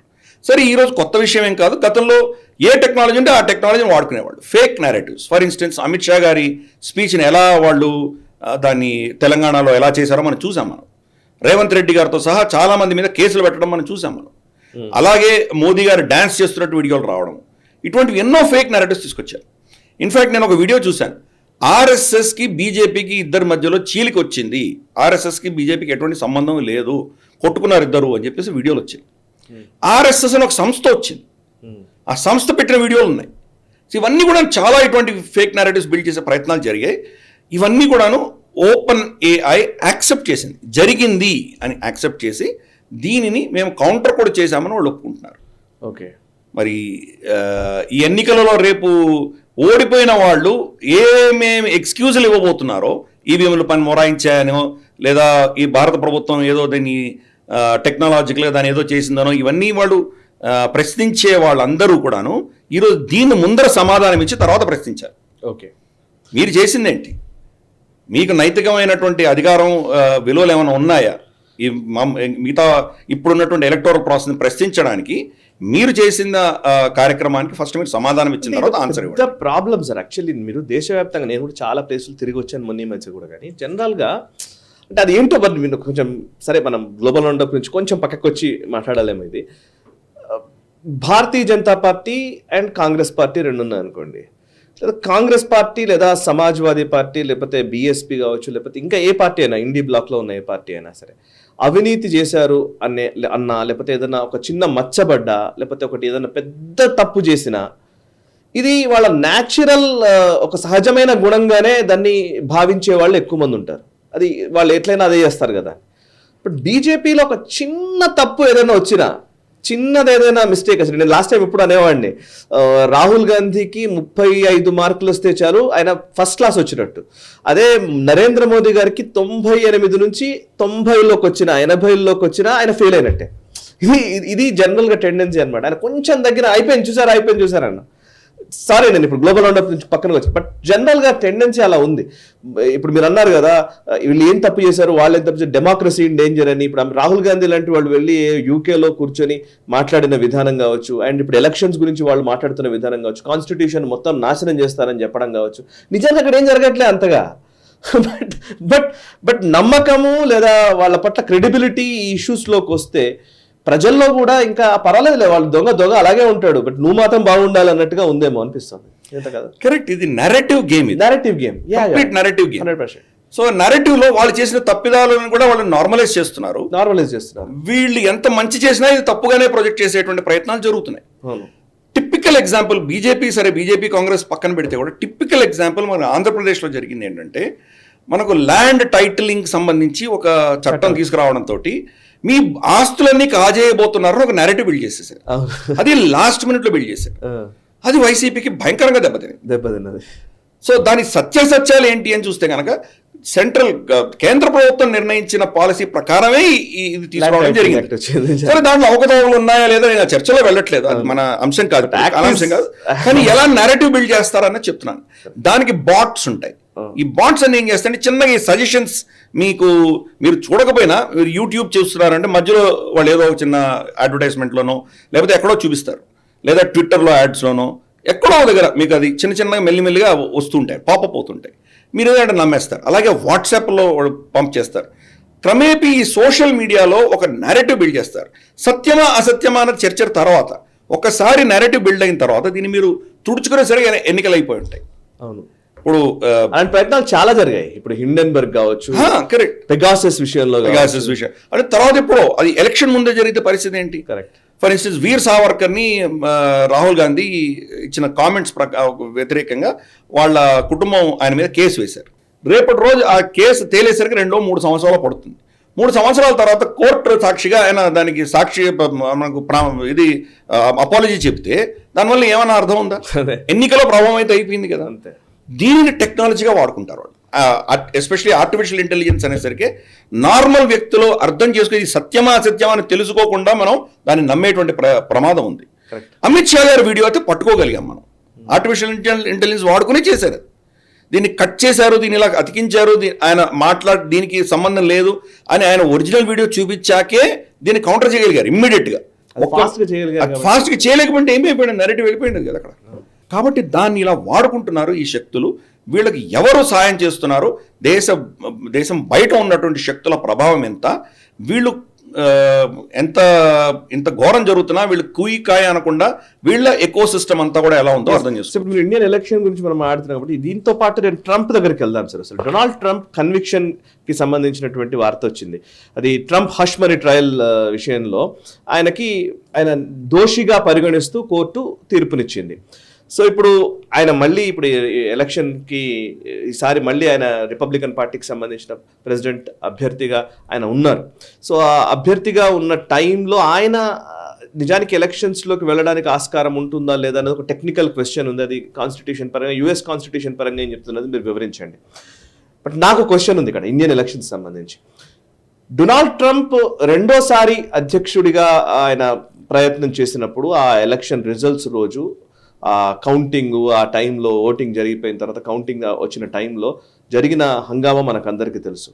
వైట్ హౌస్ పైన జరిగిన దాడి కావచ్చు, అక్కడ ఈ బ్లాక్ లైవ్స్ మ్యాటర్ ఇష్యూస్ కావచ్చు, అవన్నీ మనం చూసాం. అప్పుడు BLM మూవ్మెంట్ అనేది ట్రంప్ని గద్దెదించడానికి చాలా వరకు ఉపయోగపడింది. ఆ తర్వాత జరిగిన కేఓస్, విపరీతమైనటువంటి గందరగోళం, ఒక అయోమయము, అసలు చాలా దారుణంగా కనిపించింది. అండ్ దాంట్లో ట్రంప్ విక్టిమ్ అయిపోయాడు లిటరల్లీ. ఇప్పుడు మళ్ళీ ఆయన్ని ఆపే ప్రయత్నం కూడా ఇంకోవైపు జరుగుతున్నట్టుగా కనబడుతోంది. సో నాకు ఒక డౌట్ ఏంటంటే, మొన్న మధ్యనే ఈవీఎంల గురించి కపిల్ సిబల్ లాంటి వ్యక్తి ఆయన చాలా ఇండికేషన్స్ ఇస్తూ ఉన్నారు. ఇప్పుడు రాబోయే June 4th ఎలక్షన్స్కి మేబీ ఇక్కడ కూడా అట్లాంటిది ఏమన్నా ప్రయత్నం జరుగుతుందా? ఇక్కడ కూడా ఈ ఎలక్షన్సే తప్పని, లేకపోతే ఓటమిని అంగీకరించని శక్తులు ఏం చేస్తారంటే అసలు ఆ ఎన్నికే తప్పు అనే పరిస్థితులకు తీసుకెళ్లే ఒక అవకాశం కూడా ఉంటుంది. సో మేబీ నేను అక్కడ యుఎస్ని మనం ఇండియాని ఏమన్నా కంపేర్ చేయవచ్చా? తప్పకుండా కంపేర్ చేయాలి. ఎందుకంటే మనకు డెమోక్రసీస్లో ఉన్నటువంటి వీక్నెస్ ఇది. దీన్ని మనం వాళ్ళ హక్కు అని చెప్పి మనం కొట్టిపడేస్తున్నాం. మనం దీన్ని ప్రశ్నించడానికి వాళ్ళకు హక్కు ఉన్నది, ప్రశ్నిస్తున్నారు, దాంట్లో మీరేంటి ఇబ్బంది అని అంటున్నారు. కాబట్టి అలా ఆ పరిధిలో వెళ్ళిపోయామంటే ఇంకా దేన్ని నమ్ముతాం మనం? ఇంకా ఎవరిని నమ్మలేం మనం. ఎలక్షన్ కమిషన్ నమ్మాలి మనం. ఎందుకంటే ఏడిఆర్ అన్నటువంటి I think association for reforms and democracy, ARD అనుకుంటాను, వాళ్ళు ఒక కేసు వేశారు. 17C అనుకుంటాను, ఫామ్ 17Cకి సంబంధించి ఎలక్షన్ కమిషన్ ఆఫ్ ఇండియా ఇమ్మీడియట్గా డిక్లేర్ చేయాలని చెప్పి వాళ్ళు వేస్తే సుప్రీంకోర్టు ఆ కేసు కొట్టేసింది. ఇప్పుడు దానిని జూన్ 4వ తేదీ ఎన్నికల తర్వాత దాన్ని పెద్ద ఎత్తున పైకి తీసుకొచ్చే ప్రయత్నం చేయబోతున్నారు. ఓడిపోయిన వాళ్ళు ఏం చేస్తారంటే ఎలక్షన్ని డిస్క్రెడిట్ చేస్తారు, ఎలక్షన్ని రన్ చేసినటువంటి ఇన్స్టిట్యూషన్స్ని డిస్క్రెడిట్ చేస్తారు. సో ఈ ఎలక్షన్ని ప్రభావితం చేయడానికి చేస్తున్నటువంటి ఎన్నో అంశాలలో జ్యుడిషియరీని వాడుకోవచ్చు, లేదా ఇటువంటి మీడియాను వాడుకోవచ్చు, చాలా వాడుకోవచ్చు. టెక్నాలజీ వాడుకోవడం మనం చూసాం. డొనాల్డ్ ట్రంప్ కేసులో జడ్జిమెంట్ని వాళ్ళు జ్యుడిషియరీని వాడుకున్నారు. న్యూయార్క్ కోర్టులో జరిగింది ఇది. న్యూయార్క్ కోర్టులో ఉన్నటువంటి జ్యూరీ అంతా, వాళ్ళ జడ్జిలందరూ కూడాను బ్లాక్ ఉమెన్. వాళ్ళు నిర్ణయించారు. బ్లాక్ లైవ్స్ మ్యాటర్లో మనకు తెలుసు వాళ్ళకి వీళ్ళకి చుక్కెదురు అని మనకు తెలుసు. ప్లస్ న్యూయార్క్ అంతా కూడా డెమోక్రాట్ స్టేట్. అది ఈ జడ్జిలను అపాయింట్ చేసింది డెమోక్రాట్ పార్టీ, వాళ్ళు రిపబ్లికన్స్ చేస్తారు. కేసు ఏంటి అసలు? ఈయనకు ఒక ఏంటంటారు అడల్ట్ యాక్టర్స్కి మధ్యలో ఒక సంబంధం ఉండింది. ఆ సంబంధం ఎన్నికలప్పుడు బయట పెట్టకుండా ఆవిడకి ఏదో పైసలు ఇచ్చారు. ఇది కేసు. ఆ సంబంధం అనేది ఎప్పుడో కనీసం ఒక 20 ఏళ్ల క్రితం జరిగినటువంటి అంశం అది. ఈ ఎన్నికలప్పుడు 2016లో ఈయన ఎన్నికలు నిలబడినప్పుడు ఆవిడ వచ్చి బయట చెప్పి ఈయనని ఏదో ఈయన ప్రెస్టీజ్ తగ్గించకుండా ఉండాలని చెప్పి పైసలు ఇచ్చారు అన్నది కేసు. అది కూడా కేసు కాదు. కేసు ఏంటంటే ఆవిడకి పైసలు ఇచ్చినట్టు ఎలక్షన్లో డిక్లేర్ చేయలేదు అని అభియోగం. డొనాల్డ్ ట్రంప్ ఏమంటున్నాడంటే నేను నా లాయర్కి ఫీజు ఇచ్చానంతే. లాయర్ ఏం చేశాడో నాకు తెలియదు, లాయర్ ఇచ్చుకున్నాడేమో నాకు తెలియదు. లాయర్ ఇచ్చాడు, ఈయన డైరెక్ట్గా ఇవ్వలేదు. కోర్టు ఏమంటుందంటే నువ్వు లాయర్కి ఇచ్చిన పైసల్లో లాయర్ ఫీజు ఎంత, ఈమెకి ఎంత ఇచ్చావు, ఈ రెండు సపరేట్గా చూపించలేదు కాబట్టి నువ్వు దోషి అంట. ఇదే ఆ కేసు. మొత్తం కేసు తిప్పి కొడితే ఇది కేసు. మరి బిల్ క్లింటన్ వైట్ హౌస్లో ప్రెసిడెంట్గా ఉండగానే ఒక ఇంటర్న్ తోటి ఆయన చేసిన సెక్స్ కలాపాలు మనం చూసాం. మనం ఆయనకి ఈ రోజుకి మన ఇంపీచ్మెంట్ లేదు, ఏమీ లేదు. ఒబామా మీద చాలా చరిత్రలు ఉన్నాయి ఇటువంటివన్నీ. ఎన్నో ప్రెసిడెంట్స్ ఇటువంటి వాటిలో ఇన్వాల్వ్ అయి ఉండి ఎవరిని ఇటువంటి కేసులు ఫిక్స్ చేయకుండా ఈయన ఎందుకు చేస్తున్నారు? క్రమేపీ డెమోక్రసీస్లో వీటిని వాడుకునే ప్రయత్నం జరుగుతున్నది. మన ఎన్నికల్లో కూడా ఎలక్షన్స్ అయిపోగానే ఎన్ని కోర్టు కేసులు రాబోతున్నాయి చూడబోతున్నాం మనం. వీవీప్యాట్ 100% కౌంట్ కోసం ఆల్రెడీ కోర్టుకు వెళ్ళడం జరిగింది, కోర్టు తిరస్కరించడం జరిగింది. ఈసారి మళ్ళీ పెద్ద ఎత్తున దీని మీద అటాక్స్ జరగబోతున్నాయి. అన్ఎలెక్టెడ్ పీపుల్, ఎవరైతే ఎన్నుకోబడరో, ప్రజల చేత ఎన్నుకోబడలేనటువంటి వారు, ఎన్నుకోబడనటువంటి వాళ్ళు దేశ భవిష్యత్తును నిర్ణయించే దిశగా ప్రయత్నాలు జరుగుతాయి. ఎన్జిఓలు కావచ్చు, మనకు టెక్నాలజీ కంపెనీలు కావచ్చు, జ్యుడిషియరీ కావచ్చు, వీళ్ళని అందరినీ వాడుకునేటువంటి ప్రయత్నం జరుగుతుంది. డొనాల్డ్ ట్రంప్ విషయం కూడా అదే జరిగింది. ఆయన సరే దానికి చాలా ఫేక్ అది ఇది చెప్పారు. ఆయన జూలైలో ఆయనని సెంటెన్స్ చేస్తారు. బహుశా మాక్సిమం 4 ఏళ్ళు ఆయన జైలు పంపించవచ్చు ఈ కేసులో అని చెప్పి వాళ్ళు చెప్తున్నారు. ఎంత చిన్నటి కేసు మనకు అర్థమవుతుంది. మహా అంటే ఫైన్ వేసి వదిలేయచ్చు ఒకవేళ నిజంగా అంత పెద్ద నేరం అయితే కనుక. ఎవరు చేయట్లేదు. ఆ దేశంలో చాలా సర్వసాధారణమైన విషయం. ఈ ఎలక్షన్స్ టైంలో ఆపాలి, ఈ ఎలక్షన్లో ఆపాలి. కాబట్టి ఇప్పుడు కూడా అటువంటి ప్రయత్నమే జరుగుతుంది. ఆల్రెడీ రాహుల్ గాంధీ గత సంవత్సరం లండన్లో ఉన్నప్పుడు భారతదేశంలో మొత్తం పెట్రోల్ వేసి ఉంచాము, నిప్పు పుల్ల రగిలించడమే ఆలస్యం అని చెప్పడం ఒక స్టేట్మెంట్ కూడా ఇచ్చారు ఆయన. ఇప్పుడు దాని యొక్క పర్యవసానం జూన్ 4న మనం చూడబోతున్నాం. ఎనీవే మనం దాని గురించి ఎలక్షన్స్ గురించి చర్చించినప్పుడు దాని డీటెయిల్గా చర్చిద్దాము. కానీ మనకు ఇంటర్నేషనల్ రామిఫికేషన్స్ డెమోక్రసీస్లో అంతా ఇదే పరిస్థితి. బెంజమిన్ నెతన్యాహు కూడా ఈరోజు అదే ఫేస్ చేస్తున్నాడు. ఆయన ఇజ్రాయెల్లో జ్యుడిషియరీ నిర్ణయిస్తుంది.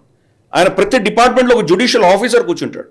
ఏ నిర్ణయం తీసుకున్నా, ఈవెన్ అడ్మినిస్ట్రేటివ్ నిర్ణయం తీసుకున్నా ఆ నిర్ణయాన్ని ఆ జ్యుడిషియల్ ఆఫీసర్ అప్రూవ్ చేస్తేనే కానీ ఇంప్లిమెంట్ చేయడానికి వీలు. అంటే జ్యుడిషియరీని ఎవరు ఎన్నుకోలేదు. మన దేశంలో కొలీజియం సిస్టమ్, వాళ్ళని ఎవరు ఎన్నుకోలేదు. వాళ్ళు ఏమైనా తప్పులు చేస్తే కనుక ఆ తప్పుల్ని ప్రశ్నించడానికి కూడా ఎవరు లేరు. వాళ్ళ తప్పులను వాళ్లే మళ్ళీ ఆ కోర్టులోనే వేయాలి, ఆ కోర్టులే మళ్ళీ దాన్ని నిర్ణయించాలి. కరెక్ట్. ఎలా నేరస్తుడు తన నేరాన్ని తనే జడ్జ్ చేసే పరిస్థితి ఎలా ఉంటుంది? అది కాబట్టి ఈ చెక్స్ అండ్ బ్యాలెన్సెస్ అన్నది జ్యుడిషియల్ సిస్టమ్ డెమోక్రసీస్లో చాలా వీక్గా ఉన్నాయి.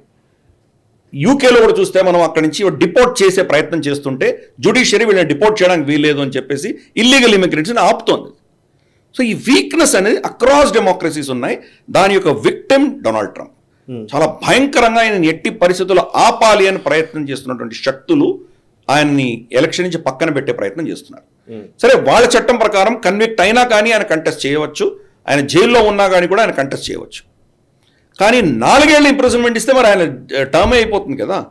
సరే, ఆయన ఇమ్మీడియట్గా సుప్రీంకోర్టుకి వెళ్తారు. సుప్రీంకోర్టు ఏదో బహుశా ఆయనకి ఏదో బెయిల్ లాంటిది ఏదో వస్తుంది, ఆయన దాన్ని తప్పించుకోగలరని నేను అనుకుంటున్నాను. ఆ కాన్ఫిడెన్స్ తోటే ఆ పార్టీ వెళ్తున్నది, డొనాల్డ్ ట్రంప్ కూడా వెళ్తున్నారు.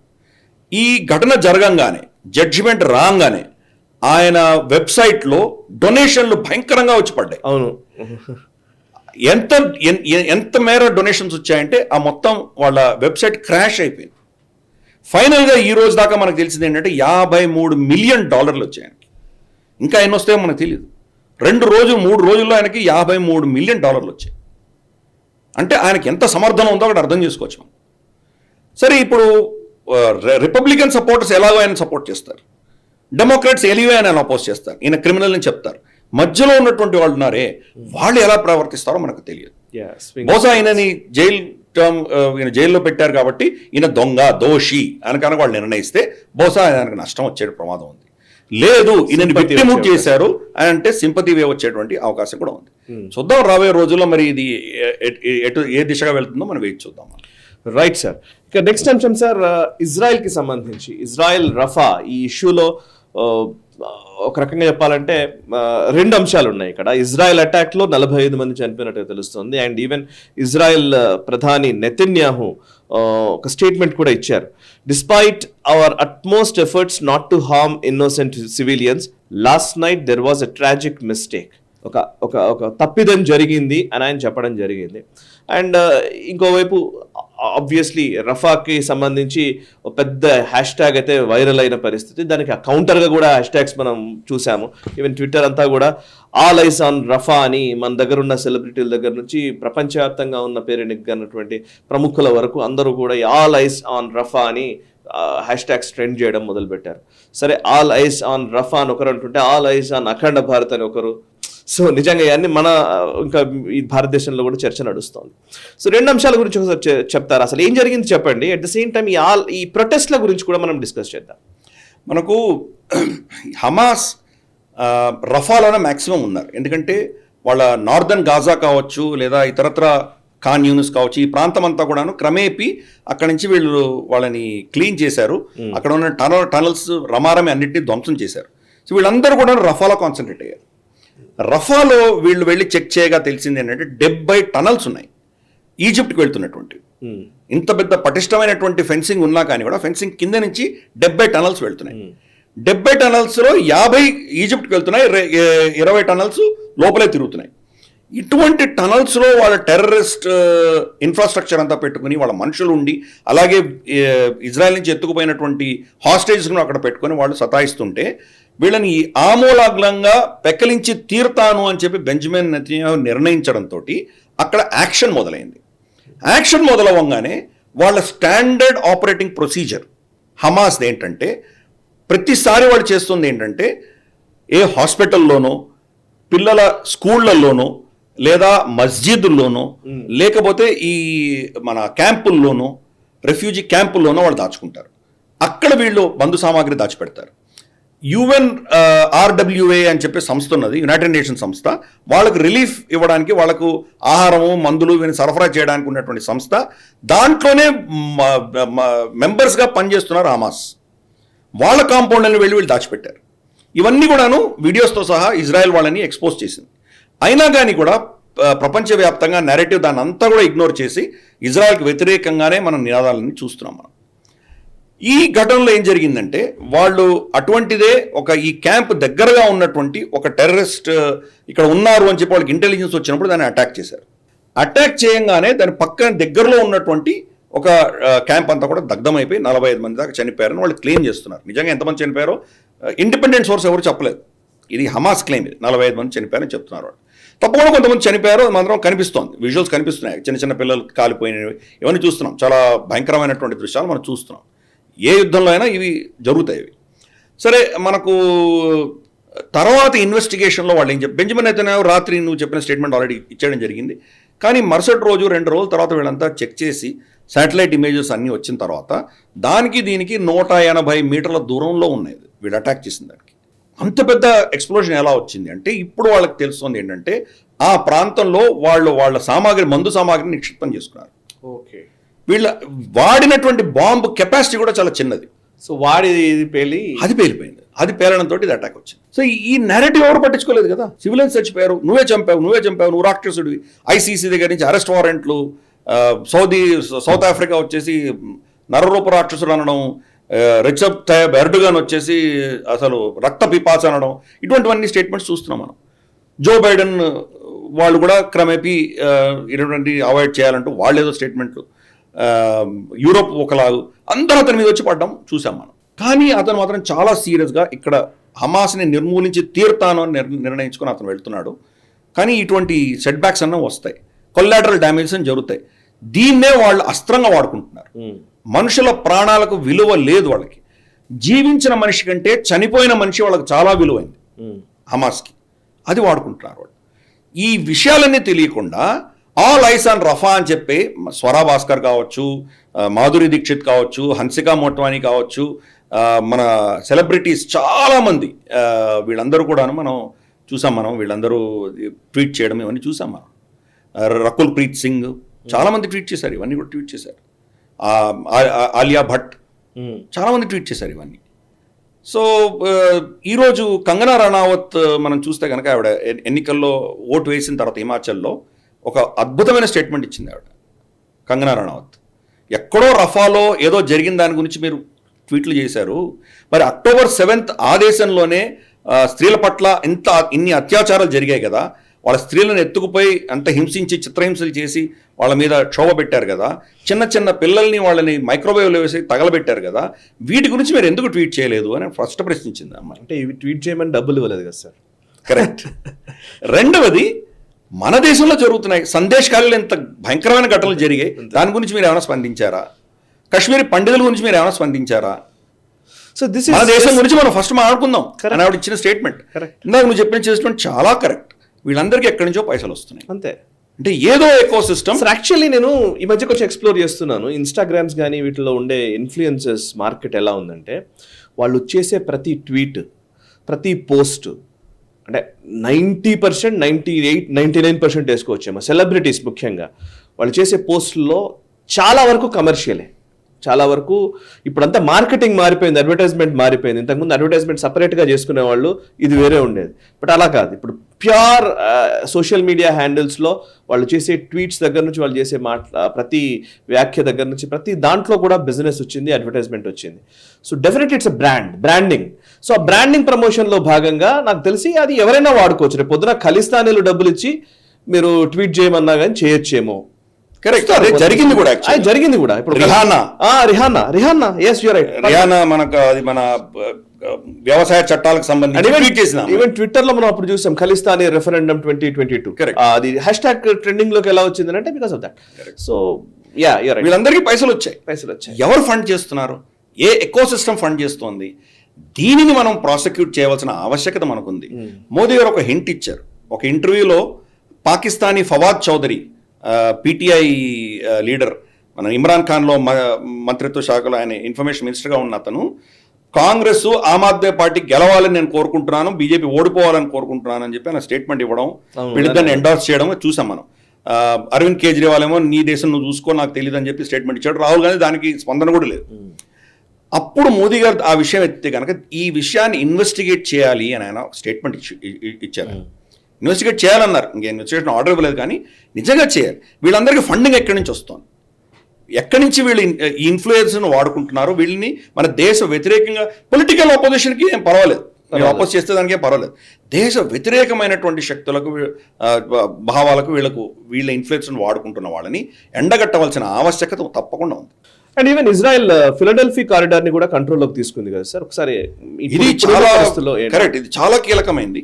ఫిలడెల్ఫీ కారిడార్ అన్నది మనకు గాజా స్ట్రిప్లో, గాజా పట్టీలో ఈజిప్ట్ గాజా మధ్యలో ఉన్నటువంటి బార్డర్ అయితే ఉందో ఆ బార్డర్ దగ్గర కొంత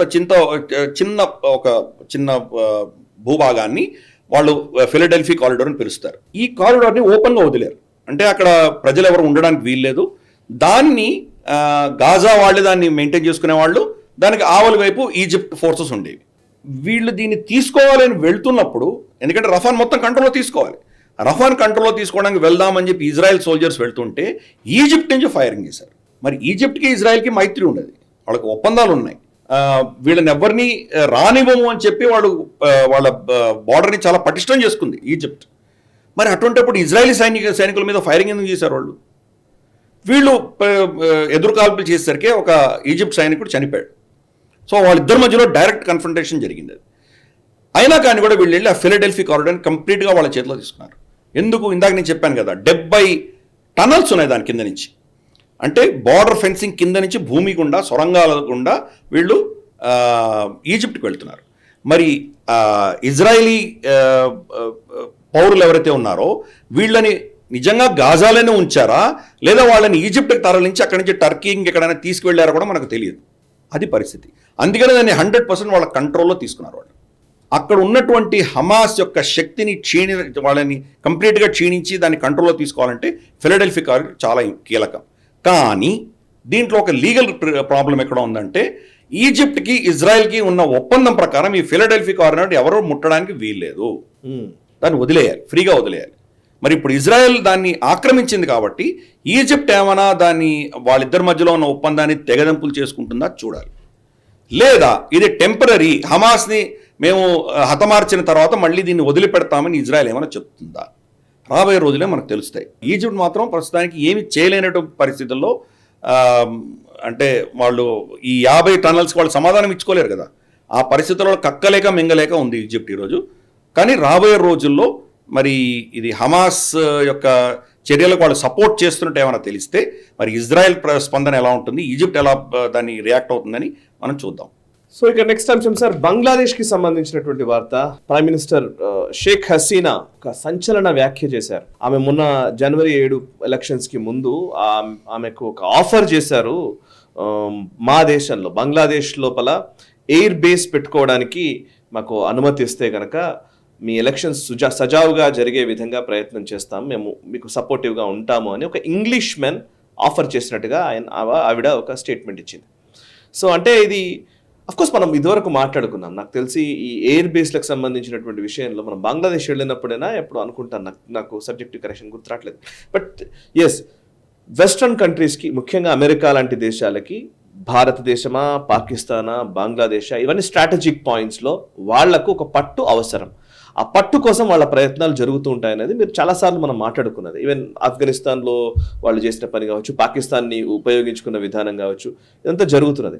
సో బంగ్లాదేశ్ ప్రధాని షేక్ హసీనాకి అటువంటి కోణంలో ఒక ఆఫర్ రావడాన్ని మనం ఎట్లా అర్థం చేసుకోవాలి? ఎందుకని షేక్ హసీనా దాన్ని బహిర్గతం చేసింది అని మీరు అనుకుంటున్నారు? ఆవిడ చెప్పిన స్టేట్మెంట్లో 2 భాగాలు ఉన్నాయి. ఒక భాగం ఇది, రెండవది ఆవిడ ఏం చెప్పిందంటే క్రిస్టియన్ స్టేట్, దక్షిణ ప్రాంతం అయిన బంగ్లాదేశ్ దక్షిణ ప్రాంతం, చిట్టగాంగ్, కాక్సస్ బజార్, ఈ ప్రాంతాన్ని కలుపుకొని ఒక క్రిస్టియన్ మెజారిటీ స్టేట్ని తయారు చేసే కుట్రలు కూడా జరుగుతున్నాయని ఆవిడ చెప్పడం జరిగింది. ఈ 2 స్టేట్మెంట్స్ ఆవిడ ఇచ్చింది. ఫస్ట్ స్టేట్మెంట్ నువ్వు చెప్పినట్లు ఎన్నికలకు సంబంధించిన విషయం. నువ్వు కనుక మాకు ఎయిర్ బేస్ ఇస్తే నీ ఎన్నికలు సుజావుగా జరుగుతాయని చెప్పి వాళ్ళు చెప్పారు. ఒక వైట్ మ్యాన్ ఇచ్చాడు ఈ స్టేట్మెంట్ అని ఆవిడ చెప్పింది. మరి ఎన్నికలు జనవరి 7th అయిపోయినాయి కదా, ఆవిడ మే చివరి వారంలో ఎందుకు చెప్పింది? కరెక్ట్, ఇది చాలా కీలకమైన. ఎందుకు అంటే కనుక ఈ ఎన్నికలలో ఎవరు వస్తారో, భారతదేశ ఎన్నికలలో ఎవరు వస్తారో అని ఆవిడ వెయిట్ చేసింది. మోదీ గారు మళ్ళీ తిరిగి వస్తున్నారు అని ఆవిడకి కన్ఫర్మ్డ్గా తెలిసిన తర్వాతనే ఆవిడకి చెప్పడం జరిగింది, అంతకుముందు చెప్పలేదు. ఇది చాలా కీలకమైనది. ఎందుకంటే భారతదేశానికి బంగ్లాదేశ్కి మధ్యలో ఉన్నటువంటి మైత్రి, దీన్ని తెంచేటువంటి ప్రయత్నం చైనా చేస్తోంది, అమెరికా చేస్తోంది, మన నుంచి దూరం తీసుకెళ్ళే ప్రయత్నం చేస్తున్నారు. రేపటి రోజు ఇండియా అలయన్స్ కనుక వస్తే, ఆవిడ ఇటువంటి స్టేట్మెంట్ ఇస్తే ఆవిడకే బెడిసికొట్టేటువంటి ప్రమాదం ఉన్నది. ఇన్ఫ్యాక్ట్ అదే స్టేట్మెంట్లో, అదే స్పీచ్లో ఆవిడ ఇంకా కూడా 3వ అంశం కూడా ఏం చెప్పిందంటే, నా జీవితానికి కూడా ప్రమాదం ఉన్నది, మా నాన్నగారు షేక్ ముజిబుర్ రెహమాన్ ఎలాగైతే వీళ్ళు చంపారో అలా నన్ను కూడా చంపేటువంటి అవకాశాలు లేకపోలేదు అని ఆవిడ చెప్పింది. కాబట్టి ఆవిడని రక్షిస్తుంది భారతదేశం ఈరోజు. ఇంటెలిజెన్స్ ఇస్తున్నాం, వాళ్ళ సైన్యంలోనే ఆవిడ వ్యతిరేకంగా ఉన్నటువంటి శక్తులని ఇంటెలిజెన్స్ మనం ఇస్తున్నాం, ఆవిడని కాపాడుతున్నాం. మనమే లిటరల్గా ఆవిడ చాలా సపోర్ట్ చేస్తున్నాం. ఈ మైత్రి అన్నది బీజేపీ కాకుండా కాంగ్రెస్ వస్తే అది ఉంటుందా లేదా ఆవిడకి ప్రశ్న ఉన్నది కాబట్టి ఆవిడ దాన్ని ఇంతవరకు చెప్పలేదు. ఒక్కసారి మోదీ గారు వస్తున్నారన్న తర్వాత ఆవిడ అనౌన్స్ చేసింది. రెండవది, వాళ్ళకి అమెరికాకి బేస్ ఎందుకు కావాలి? పాకిస్తాన్లో కూడా వాళ్ళు బేస్ అడిగారు. నేను ఇవ్వను, ససేమిరా ఇవ్వను అని చెప్పి ఇమ్రాన్ ఖాన్ చెప్పినట్టు ఆయన చాలా డబ్బా కొట్టుకున్నాడు. అప్పుడు నేను అమెరికాను తిరస్కరించాను చాలా గొప్పగా చెప్పుకున్నాడు ఇమ్రాన్ ఖాన్. బేస్ ఎందుకు కావాలంటే వాళ్ళకి స్ట్రాటజిక్గా ప్రపంచవ్యాప్తంగా వాళ్ళ కంట్రోల్ని వాళ్ళు ఎస్టాబ్లిష్ చేసుకోవడానికి, వాళ్ళ నెరేటివ్స్ని వాళ్ళు బిల్డ్ చేసుకోవడానికి వాళ్ళకి ఇటువంటి బేసెస్ కావాలి. భారతదేశాన్ని కంట్రోల్ చేయడానికి పాకిస్తాన్ ఎలాగూ ఉన్నది, వాళ్ళకి పాకిస్తాన్ వాడుకుంటారు. బంగ్లాదేశ్ కూడా వాళ్ళకి చాలా కీలకం, అవసరం వాళ్ళకి. బంగ్లాదేశ్లో కూడా వాళ్ళు చాలా ఇన్వెస్ట్మెంట్ చేశారు, బంగ్లాదేశ్లో ఒత్తిడి తీసుకొచ్చారు. మనకు తెలుసు అఫ్రీన్ అఖ్తర్ ఆవిడ ఎన్నికల ముందర వచ్చి బెదిరించింది, మీ మీద కఠిన చర్యలు తీసుకుంటామని. అయినా కానీ కూడా మనకు ఖాలిదా జియా పార్టీలో అందరినీ పెద్దవాళ్ళందరినీ అరెస్ట్ చేయడం జరిగింది. చాలా స్ట్రిక్ట్ యాక్షన్ తీసుకొని ఆవిడ ఎన్నికలు జరిపించారు. ఆవిడ యుఎస్ఏ చాలా సీరియస్గా బంగ్లాదేశ్ని వాళ్ళ చేతిలో తీసుకునే ప్రయత్నం చేస్తున్నారు. భారతదేశం ఎలా ఉన్నా కానీ వాళ్ళకి అనవసరం. చైనా ఇన్ఫ్లుయెన్స్ అక్కడ రాకూడదు, చైనా ఇన్ఫ్లుయెన్స్ రాకుండా మా కంట్రోల్లో తీసుకోవాలని వాళ్ళు ప్రయత్నాలు చేస్తున్నారు. దాని భాగంగానే ఎయిర్ బేస్ అడగడం జరిగింది. దాని భాగంగానే ఆవిడ చెప్పిన ఇంకో స్టేట్మెంట్ ఈ క్రిస్టియన్ స్టేట్ అన్నది. ఇప్పుడు ఆవిడ దేశానికి మాత్రమే చెప్పి వదిలేసింది ఆవిడ. మనం చట్టోగ్రామ్కి వెళ్ళాం. చట్టోగ్రామ్లో ఇతర మతాలకు సంబంధించిన వాళ్ళు ఎక్కువ మంది ఉన్నారు, హిందువులు ఉన్నారు. మనం అక్కడ వెళ్ళాం, దాదా సూర్యసేన్ మెమోరియల్కి వెళ్ళాం మనం. హిందువులు ఉన్నారు అక్కడ, చట్టేశ్వరి మాత మందిరం ఉన్నది. అలాగే బౌద్ధులు ఉన్నారు అక్కడ, బుద్ధిస్ట్ మొనాస్టరీస్ చాలా ఉన్నాయి. క్రిస్టియన్స్ ఉన్నారు. కరెక్ట్. కాబట్టి అక్కడ కాక్సస్ బజార్ పేరే క్రిస్టియన్స్. అన్ఫార్చునేట్లీ అక్కడ రోహింగ్యాలు వచ్చారు, కానీ లేకపోతే ఈ ప్రాంతంలో కొంత క్రిస్టియన్ పాపులేషన్ బాగానే ఉన్నది. దీనిని బంగ్లాదేశ్ నుంచి కట్ చేస్తే దాని ఉత్తరాన ఉన్నది ఏంటి? మిజోరాం ఉన్నది. మిజోరాం 99% క్రిస్టియన్. దానికంటే ఉత్తరానే ఉన్నది మణిపూర్ ఉంది. రమారమి 60% క్రిస్టియన్.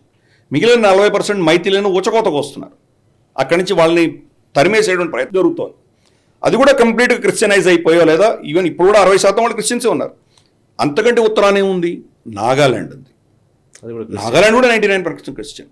దీనికి పక్కనే ఉన్నది మనం మియన్మార్లో ఏముంది? చిన్, మనకు కుకీ చిన్ ప్రావిన్స్ ఉంది. చిన్ ఆ ప్రాంతంలో కుకీస్ అందరూ కూడా మళ్ళీ క్రిస్టియన్సే. అంటే ఈ మొత్తం ప్రాంతాన్ని, మియన్మార్లో ఉన్నటువంటి ప్రాంతం అంతా ఈరోజు వాళ్ళ జుంటా చేతిని జారిపోయింది, రెబల్స్ చేతికి వచ్చేసింది. అలాగే నాగాల్యాండ్ నుంచి తీసుకొని చట్టోగ్రామ్, కాక్సస్ బజార్ దాకా ఒక క్రిస్టియన్ దేశం తయారు చేయాలని అమెరికా ప్రయత్నం చేస్తుంది.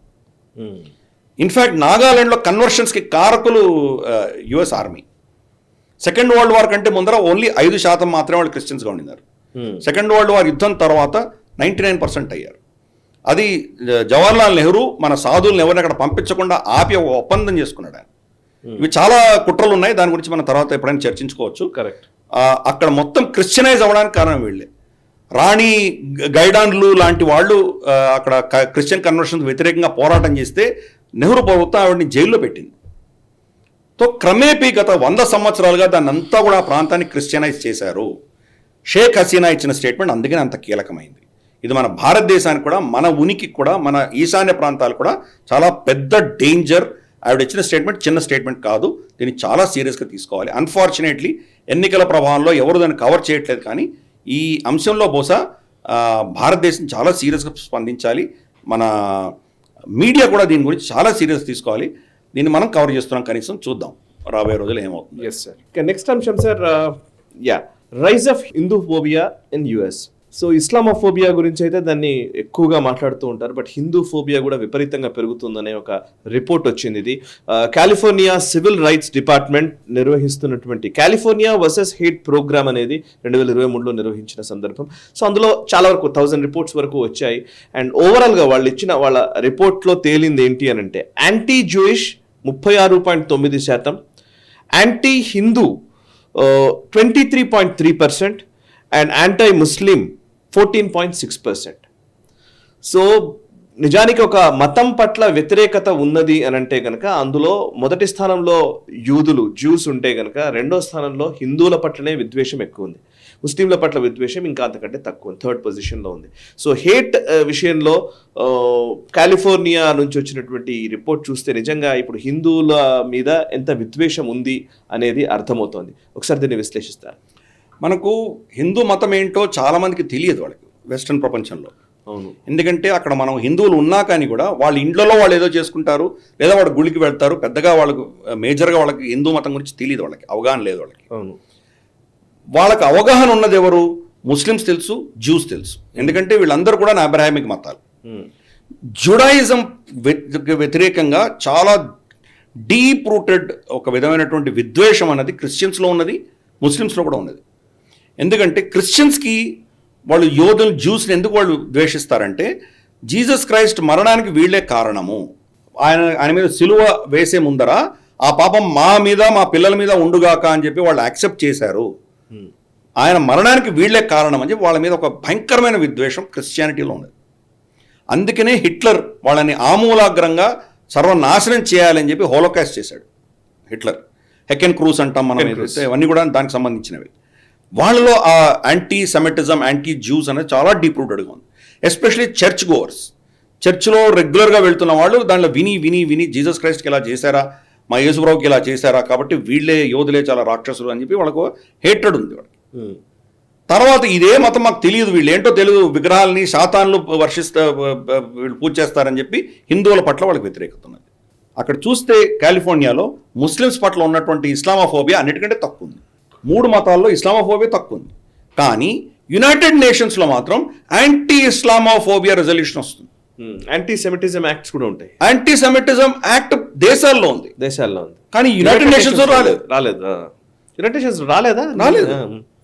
యాంటీ ఇస్లామోఫోబియా మాత్రం రెజల్యూషన్ వచ్చింది.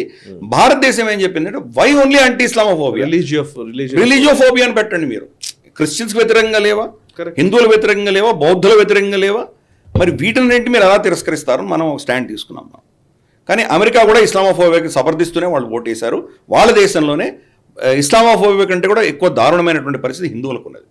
మన హిందూ మందిరాలు కావచ్చు, మన హిందూ మనకు భారత ఎంబసీస్ కావచ్చు, వీటన్నిటిలో కూడా వాళ్ళ పార్కులు కావచ్చు, గాంధీ గారి విగ్రహం కావచ్చు, దీన్ని ధ్వంసం చేయడము, దాని మీద గ్రాఫిటీ రాయడము, మోదీ గారి మీద వ్యతిరేకంగా రాయడము, హిందువుల మీద వ్యతిరేకంగా ఏవో రాయడం చూసాం. ఎస్పెషలీ అక్కడ ఉన్నటువంటి ఖలిస్తానీ ముక్కలు ఏం చేస్తున్నారో చూస్తున్నాం. అలాగే అక్కడ ఉన్నటువంటి ఎక్స్ట్రీమ్ ముస్లిమ్స్ ఏం చేస్తున్నారో చూస్తున్నాం మనం. కాబట్టి దీని ముందర వాళ్ళ దేశంలో ఉన్నటువంటి ఈ మత ఛాందసం, మతానికి వ్యతిరేకంగా ఉన్నటువంటి భావజాలను వాళ్ళు కంట్రోల్ చేస్తే తర్వాత మనకు లెక్చర్ ఇచ్చేటువంటి నైతిక అధికారం వాళ్ళకు వస్తుంది. అంతకంటే ముందర మనల్ని ప్రశ్నించే అధికారం వాళ్ళకి లేదు. Correct sir. ఇంకొక అంశము, ఇప్పుడు మీరు అన్నారు యాంటీ సెమిటిజము, ఇప్పుడు ఈ జ్యూస్కి వ్యతిరేకంగా విపరీతంగా క్యాంపస్లలో ర్యాలీలు, నిరసనలు ఇవన్నీ జరిగినాయి కదా. సో దీనికి ఈవెన్ ఇరాన్ సుప్రీం లీడర్ అయినటువంటి అయతుల్లా అలీ ఖొమైనీ తాను ఒక లెటర్ కూడా రాశారు. ఈ క్యాంపస్లో జరుగుతున్న వాటికి మద్దతుగా, యాంటీ ఇజ్రాయెల్ ప్రొటెస్టర్స్కి మద్దతుగా ఆయన చెప్పడం జరిగింది. అండ్ దీన్ని ఎట్లా చూస్తారు? అండ్ ఇరాన్కి సంబంధించిన అప్డేట్స్లో ఇప్పుడు ఈ లేటెస్ట్ అప్డేట్స్ ఏమైనా ఉన్నాయా? అంటే అఫ్ కోర్స్ వాళ్ళకి 50 రోజుల లోపల ఎలక్షన్స్ కంటెస్ట్ చేయాలి. అవును, ఎలక్షన్స్ నిర్వహించాలి. దానికి క్యాండిడేట్స్ ఇంకా అనౌన్స్ అవ్వాలి. వాళ్ళ కౌన్సిల్, సుప్రీం కౌన్సిల్ ఏదో యాక్సెప్ట్ చేసిన వాళ్ళే దాన్ని ఎలక్షన్ నిలబడతారు. అది ఎలాగో ప్రాసెస్ స్టార్ట్ అయింది. కానీ ఖమెనాయ్ ఇచ్చినటువంటి లెటర్ ఏదైతే ఉందో చాలా సిగ్నిఫికెంట్. ఇది యుఎస్ఏ అంటే ఆయనకు పడదు, ఇది సాతాను, ఇది రాక్షసుడు, అది ఇది అని వాడు తిడుతుంటాడు. అటువంటి యునైటెడ్ స్టేట్స్కి సంబంధించినటువంటి ప్రొటెస్ట్ ఏవైతే జరుగుతున్నాయో వాళ్ళ యూనివర్సిటీస్లో, వాళ్ళకి ఆయన లెటర్ రాసి ఏమంటున్నారు ఆయన, మీరు ఖురాన్ని బాగా అర్థం చేసుకోండి అని అంటున్నాడు. ఖురాన్ని నిజంగా వాళ్ళు అర్థం చేసుకుంటే వీళ్ళు ఎవరు ప్రొటెస్ట్ చేయరు, ఫస్ట్ ప్రొటెస్ట్ మానేస్తారు.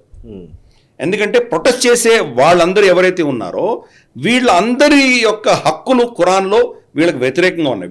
ఇటువంటి వాళ్ళనే వాళ్ళు ఏమంటే చంపవచ్చు, లిటరల్గా వాళ్ళని. హమాస్ అయితే మనం చూసాం, మనం గాజాలో వీళ్ళని మన బిల్డింగ్ పైకి తీసుకెళ్ళి అక్కడి నుంచి వదిలేసి చంపేస్తున్నారు వాళ్ళని. ఎవరిని? ఎల్జీబీటీక్యూలో ఉన్న వాళ్ళని బతకడానికి వీలేదు ఇస్లాంలో. వాళ్ళని తీసుకెళ్ళి బిల్డింగ్ పై నుంచి పడేసి చంపుతున్నారు వాళ్ళని. మళ్ళీ వీళ్ళేమో ప్రొటెస్ట్, వాళ్ళే వీళ్ళకి సమర్థిస్తున్నారు. ఏమి తెలియదు, అర్థమే కదా అసలు. అందుకని ఆ leftist and Islamic jihadi forces రెండు కలిస్తే కలయిక ఎలా ఉంటుందో మనం అర్థం చేసుకోవాలి. ఇప్పుడు ఖురాన్ చదవమంటున్నారు. దీని ప్రాబ్లం ఎక్కడ వచ్చిందంటే క్రిస్టియానిటీ అక్కడ తగ్గుతోంది, ఒక వాక్యూమ్ క్రియేట్ అవుతుంది. క్రిస్టియానిటీకి వ్యతిరేకంగా చాలామంది వెళ్తున్నారు. ఆ వాక్యూమ్ని ఫిల్ చేసే ప్రయత్నం ఇస్లామిక్ దేశాలు చేస్తున్నాయి. ఖమెనాయ్ ఇచ్చినటువంటి లెటర్ ఆ దిశగానే మనం చూడాలి. అక్కడ ఉన్నటువంటి ఈ వాక్యూమ్ని ఫిల్ చేసే ప్రయత్నం ఆయన చేస్తున్నారు. నిజంగా ఖురాన్ని కనుక వీళ్ళు చదివితే కనుక బహుశా ఈ యాంటీ ఇజ్రాయెల్ ర్యాలీస్ ఏవైతే ఉన్నాయో అవి ఆగిపోతాయి. ఓకే సార్, అయితే ఇంకొక వైపు జర్మనీలో ఒక ఇన్సిడెంట్ జరిగింది. ఇప్పుడు ఒకవైపు ఇటు నడుస్తూ ఉంటే ఇంకొక వైపు నిజానికి దాడి ఎవరు చేస్తున్నారనడానికి ఇది ఒక నిదర్శనం, ఉదాహరణ. జర్మనీలో ఏదైతే ఇస్లామైజ్ అవుతుంది యూరోప్ని అనే ఉద్దేశం, దానికి సంబంధించి యూరోప్ ఇస్లామైజేషన్కి వ్యతిరేకంగా ఒక ర్యాలీ నిర్వహించారు. సిటిజన్స్ మూవ్మెంట్ ప్యాక్స్ యూరోపా అనే సంస్థ వాళ్ళు ర్యాలీ తీస్తూ ఉంటే ఒకతను డైరెక్ట్గా విజువల్గా కనబడుతోంది, ఒకతను వచ్చి కత్తితో పొడిచాడు. సో అతన్ని షూట్ చేశారు వీళ్ళు పోలీసులు, అది వేరే విషయం. అంటే నిజానికి హక్కు ఎవరికి ఉంటుంది అనే క్వశ్చన్ కూడా ఉంది. ఇప్పుడు యాక్చువల్లీ ఇప్పుడు యాంటీసెమిటిజము వీటికి సంబంధించి ఎవరైతే ఇప్పుడు ఈ జ్యూస్కి వ్యతిరేకంగా ర్యాలీలు నిరసనలు చేస్తున్న వాళ్ళపైన పోలీసులు దాన్ని ఆపే ప్రయత్నం జరుగుతుంది, కానీ మామూలు వ్యక్తులు వచ్చి కొట్టిన సంబంధాలు అయితే కనబడలేదు. బట్ ఇప్పుడు ఇక్కడ రివర్స్ జరుగుతోంది. ఒకసారి దీన్ని ఎట్లా అర్థం చేసుకోవాలి? అంటే ఇవన్నీ ఏంటంటే స్ట్రీట్ పవర్ ఎవరి చేతిలో ఉంటే వాళ్ళ నెరేటివ్ వాళ్ళ చేతిలోకి వస్తుంది. ఓకే, ఈ రోజు అతను అటాక్ చేశాడు, ఒక వ్యక్తి అటాక్ చేశాడు, అతన్ని జైల్లో పెట్టారు మీరు. రేపు ఇంకొక అటాక్ జరుగుతుంది, ఎల్లుండి ఇంకొక అటాక్ జరుగుతుంది. ఏమవుతుంది అల్టిమేట్గా ఫైనల్గా ఏమవుతుందంటే ఇస్లాం అంటే భయం పట్టుకుంటుంది ప్రజల్లో. వీళ్ళకి వ్యతిరేకంగా మనం ఏం చేసినా వీళ్ళు మనల్ని ఏమైనా చేయవచ్చు అన్నటువంటి భయం పట్టుకుంటుంది. అంటే మీ జీవితం మీరు మామూలుగా జర్మన్స్గా యూరోపియన్స్గా మీరు ఎలా బతుకుతున్నారో ఆ బతుకు మీరు బతకలేరు. మీరు ఎలా బతకాలో వాళ్ళు నిర్ణయిస్తారు. మీరు సరిగా వాళ్ళ దృష్టిలో మీరు బట్టలు సరిగా వేసుకోలేదని మిమ్మల్ని అటాక్ చేస్తారు. మీరు క్రిస్టియన్స్గా ఉన్నందుకు మిమ్మల్ని అటాక్ చేస్తారు. మీరు మీ నమ్మకాలు, మీ జీవిత పద్ధతి, మీరు డ్రింక్ తీసుకుంటే, మీరు బియర్ తాగితే మిమ్మల్ని వచ్చి అటాక్ చేస్తారు. మీరు ఏం చేస్తారు? అప్పుడు క్రమేపీ మీ పద్ధతులు మార్చుకోవాల్సినటువంటి పరిస్థితి మీకు వస్తుంది. ఈరోజు యూరోప్లో అది జరుగుతోంది, నిజంగా మన కళ్ళ ఎదురుగా జరుగుతోంది. ఈ ఒక్క ఘటన డైరెక్ట్ ఫిజికల్ అటాక్ జరిగింది, కానీ ఎన్నో అంశాలలో మనకి ఇటువంటి వీడియోస్ మనం చూస్తున్నాం. ఒక క్యాబ్ డ్రైవర్, స్వీడన్లో క్యాబ్ డ్రైవర్, పాకిస్తానీ ఆరిజిన్ నుంచి వెళ్ళిన క్యాబ్ డ్రైవర్, అతను తన కస్టమర్కి చెప్తున్నాడు, మా దేశంలో అయితే ఈ పాటికి నేను ఎప్పుడో ఎత్తుకుపోయి ఉండేవాడిని, నేను నా దగ్గర ఉంచేసుకునేవాడిని అని చెప్పి స్టేట్మెంట్ ఇచ్చాడు. అమ్మాయి రికార్డ్ చేసింది. ఇక్కడ నీకు హక్కులు ఉన్నాయి కాబట్టి నువ్వు బతికిపోయావు, లేకపోతే మా దేశంలో ఎత్తుకుపోయావాడిని అని చెప్తున్నాడు. రేపు వాళ్ళ పవర్ ఎక్కువైందంటే ఏమవుతుంది? ఎత్తుకుపోతారు వాళ్ళు. గ్రూమింగ్ గ్యాంగ్స్ మనం ఆల్రెడీ లండన్లో, మన యూకేలో చూసాం మనం గ్రూమింగ్ గ్యాంగ్స్ ఎలా ఉన్నాయో. ఈరోజు 2-3 మేయర్స్ వాళ్ళు గెలుచుకోగలిగారు యూకేలో. స్ట్రీట్ పవర్ పెరిగే కొద్దీ వాళ్ళ ప్రభావం ఇలాగే ఉంటుంది. రోడ్డు మధ్యలో వచ్చి నమాజ్ చేస్తున్నారు యూరోప్లో. ఇప్పుడు ఎవరిని వాళ్ళు ఆక్షేపించలేకపోతున్నారు. ఆ పైపెచ్చు క్రిస్టియన్ ప్రీచర్స్ వెళ్ళి వీళ్ళ సమూహం మధ్యలో వెళ్ళి వాళ్ళు క్రిస్టియానిటీని ప్రచారం చేసే ప్రయత్నం చేస్తున్నారు, వాళ్ళని అరెస్ట్ చేస్తున్నారు. వీళ్ళు మాకు షరియా కావాలి, ఈ దేశంలో డెమోక్రసీ వద్దు అని బ్యానర్లు పట్టుకుంటే వాళ్ళకు వ్యతిరేకంగా ఎవరు నిలబడితే వాళ్ళని అరెస్ట్ చేస్తున్నారు. డెమోక్రసీ అంటే నిజంగా డెమోక్రటిక్ కంపెనీ దేశాలకు అర్థమైందా లేదా అనేది పెద్ద ప్రశ్న. కరెక్ట్. ఈ యొక్క స్ట్రీట్ పవర్ ఏదైతే ఉందో అది క్రమేపీ ఇట్స్ అ స్మాల్ డోస్ అనమాట, పాయిజన్ మెల్లిమెల్లిగా ఇచ్చి ఆ సమాజాన్ని మొత్తం కూడాను క్షీణ దశకి తీసుకువెళ్ళేటువంటి ప్రయత్నాలు జరుగుతున్నాయి. భయం అనేది క్రియేట్ చేస్తారు. ఫర్ ఇన్స్టెన్స్ మనకు కాశ్మీర్లో కూడా అంతే. ఈరోజు ఒక కాశ్మీరీ పండితుని చంపుతారు, రేపు ఒక అమ్మాయిని రేప్ చేస్తారు, 3వ రోజు ఒక సర్పంచ్ని చంపుతారు. ఇలాగ క్రమేపీ ఒకరిని చంపుకుంటూ పోయేసరికి భయం అనేది ఆ సమాజంలో వచ్చేస్తుంది. ఈ భయంతో వాళ్ళందరూ కూడా వాళ్ళ ముందర మోకరిల్లేటువంటి పరిస్థితి. యూరోప్లో అదే జరుగుతుంది. ఆ వీడియో వెనకాల అదే ఘటన మనం గమనించాలి. ఆ వ్యక్తి ఒక్కడే కావచ్చు. ఇంతకుముందు మనం పాత సినిమాల్లో చూసేవాళ్ళము, ఒక గుండా, ఒక రౌడీ భయం క్రియేట్ చేసేవాడు ప్రజల్లో. ఇప్పుడు ఒక్కడు కాదు చేసేది, ఇది ఒక ఆర్గనైజ్డ్ గా జరుగుతున్న వ్యవహారం. కరెక్ట్. స్లో, అన్రిలెంటింగ్, అన్స్టాపబుల్ అండ్ లో హ్యాంగింగ్ అటాక్స్, ఇంగ్లీష్లో చెప్పాలంటే. అంటే చాలా తక్కువ ఇంటెన్సిటీ తోటి ప్రతిరోజు చిన్న చిన్న ఘటనలతోటి సమాజంలో ఆలోచన దృక్పథాన్ని మార్చేటువంటి ప్రయత్నాలు జరుగుతున్నాయి. కరెక్ట్. నెక్స్ట్ అంశం సార్, ఉక్రెయిన్కి సంబంధించిన విషయం ఒకటి ఉంది. ఉక్రెయిన్ తమ ఆయుధాలని వినియోగించుకొని కావాలంటే వెళ్ళి రష్యాలో అటాక్ చేయవచ్చు అని జర్మనీ ఆల్రెడీ అనౌన్స్ చేసేసింది, అండ్ ఈవెన్ యుఎస్ కూడా దానికి అంగీకారం తెలుపుతున్నట్టు కనబడుతుంది. అఫ్కోర్స్ ఇటలీ నుంచి కొంత వ్యతిరేక స్పందననే వచ్చింది, అండ్ దీనికి రిటర్న్గా వ్లాదిమిర్ పుతిన్ చాలా గట్టి వార్నింగ్ కూడా ఇచ్చారు. ఒకసారి ఉక్రెయిన్ అండ్ రష్యాకి మధ్య జరుగుతున్నటువంటి విషయాల్లో ఏం డెవలప్మెంట్స్ ఉన్నాయో చెప్తారా? ఇది చాలా చాలా డేంజరస్ డెవలప్మెంట్ ఇది. ఇంతవరకు ఏంటంటే మీరు మిమ్మల్ని రక్షించుకోవడానికి యుద్ధం చేయొచ్చు అంతే, కానీ రష్యా భూభాగం లోపల వెళ్ళి మీరు అటాక్ చేయడానికి వీల్లేదు అని నేటో అందరూ కూడా చెప్పారు ఇంతవరకు. ఇప్పుడు వాళ్ళకి పర్మిషన్ ఇవ్వడం జరుగుతుంది. ఫ్రాన్స్ ఇచ్చింది, అలాగే అమెరికా బాహటంగా చెప్పకపోయినా వాళ్ళు పరోక్షంగా వాళ్ళకి మీరు చేయవచ్చు అని వాళ్ళు కూడా పర్మిషన్ ఇచ్చారు. యుక్రెయిన్ కూడా ఇప్పుడు రష్యా లోపల వెళ్ళి దాడి చేద్దామని వాళ్ళు ప్రయత్నాలు మొదలుపెట్టారు వాళ్ళు. ఎందుకంటే క్రమేపీ వాళ్ళు ఓడిపోతున్నారు, రష్యా సైన్యానికి వ్యతిరేకంగా ఓడిపోతున్నారు. ఫస్ట్ వాళ్ళకి ఆయుధ సామాగ్రి తగ్గిపోయింది, ధన సహాయం తగ్గిపోయింది. క్రమేపీ వాళ్ళు వెనక స్టెప్ వేసేటువంటి పరిస్థితులు వస్తుంటే సడన్గా వాళ్లకు ఇప్పుడు ఈ ఫ్రీ హ్యాండ్ ఇచ్చేసరికి బహుశా రష్యాలో వాళ్ళు వెళ్ళి మేజర్ అటాక్ చేసేటువంటి ప్రమాదం ఉంది. రష్యాలో కన్నా పెద్ద అటాక్ జరిగితే దీని పరిణామాలు చాలా తీవ్రంగా ఉంటాయని చెప్పి వ్లాడిమిర్ పుటిన్, తర్వాత సర్గే లావ్రోవ్ వీళ్ళందరూ కూడా వార్నింగ్ ఇచ్చారు. సరే, వార్నింగ్ వెనకాల ఎంత తీవ్రత ఉందో మనం చెప్పలేం. దీంట్లో ఏమైనా న్యూక్లియర్ అటాక్ కూడా జరుగుతుందా అనేది ఒక పెద్ద భయం పట్టుకుంది అందరికీ. బహుశా స్ట్రాటజిక్ న్యూక్లియర్ అటాక్ జరగకపోవచ్చు, టాక్టికల్ న్యూక్లియర్ అటాక్ జరగవచ్చు. టాక్టికల్ న్యూక్లియర్ అటాక్ అంటే ఒక చిన్న టెరిటరీలో అటాక్ జరిగేటువంటి ప్రమాదం ఉంది. ఫ్రాన్స్ వాళ్ళ సైనికుల్ని యుక్రెయిన్కి పంపించే ప్రయత్నం చేస్తోంది. ఇది కూడా చాలా డేంజరస్ పరిణామం. ఇవన్నీ జరిగితే కనుక నేటోకి రష్యాకి డైరెక్ట్గా యుద్ధం వచ్చినట్లు అవుతుంది. అటువంటప్పుడు మరి రష్యా ఎటువంటి నిర్ణయాలు తీసుకుంటుందో మనకు తెలియదు. రష్యా వాళ్ళు కాపాడుకోవడానికి వాళ్ళు బహుశా న్యూక్లియర్ వెపన్స్ వాడితే దాన్ని వీళ్ళు నిజంగా ఆక్షేపించలేరు. ఎందుకంటే వాళ్ళని రష్యాని రెచ్చగొట్టేది వీళ్లే కదా. రెచ్చగొట్టినప్పుడు రష్యా మరి రియాక్ట్ అయితే కనుక దాని పర్యావసానం దాని ఎవరు బాధ్యులు? ఇది చాలా డేంజరస్ ట్రెండ్ ఇది. దీన్ని ఇక్కడ సమస్యని పరిష్కరించి శాంతియుతంగా చర్చలు జరిపి చర్చల ద్వారా ఈ సమస్యకి ఏదో పరిష్కారం తీసుకొచ్చే ప్రయత్నం వీళ్ళు చేయాలి. కానీ నిప్పులో ఆజ్యం పోస్తూనే ఉన్నారు వీళ్ళు. దాన్ని తగ్గించే దిశగా వీళ్ళు ఆలోచన చేయట్లేదు. ఎందుకంటే వీళ్ళ డిఫెన్స్ ఇండస్ట్రియల్ కాంప్లెక్స్కి ఈ యొక్క ఇంధనం కావాలి, ఈ బిజినెస్ కావాలి వాళ్ళకి. అందుకని వాళ్ళు టార్గెట్ చేస్తున్నారు. ఇది చాలా డేంజరస్ పరిణామం. ఒకవేళ న్యూక్లియర్ టెక్నాలజీ అంటూ రష్యా వాడిందంటే కనుక మరి ప్రపంచమంతా ఇంక ఏ దిశగా వెళ్తుందో మనం చెప్పడం చాలా ప్రమాదం.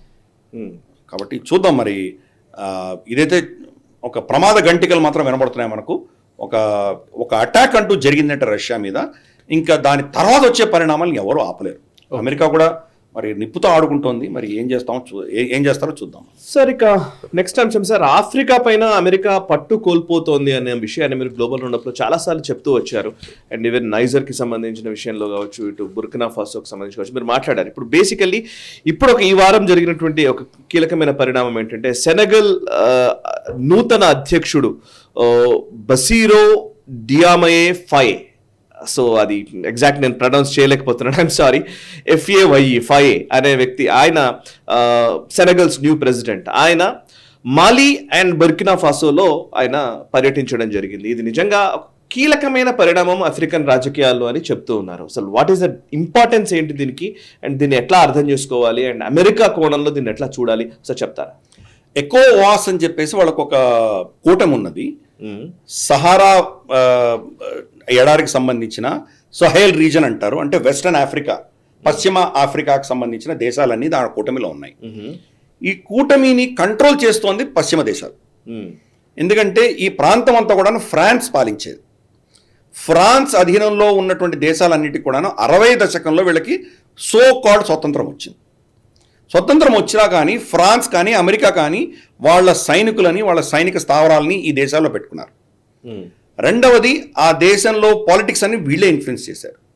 60 దశకాల నుంచి ఇప్పటి వరకు మహా అంటే 2-3 డిక్టేటర్స్ ఎవరైతే ఉన్నారో వాళ్లే ఈ దేశాలన్నీ పాలించారు. బుర్కినా ఫాసో కావచ్చు, నైజర్ కావచ్చు, ఇటువంటి ప్రాంతాలన్నీ కూడా వాళ్ళు హ్యాండిల్ చేశారు, వాళ్లే పాలించారు దాన్ని. వీళ్ళకి ఫ్రాన్స్కి అమెరికాకి లాభం ఏంటి?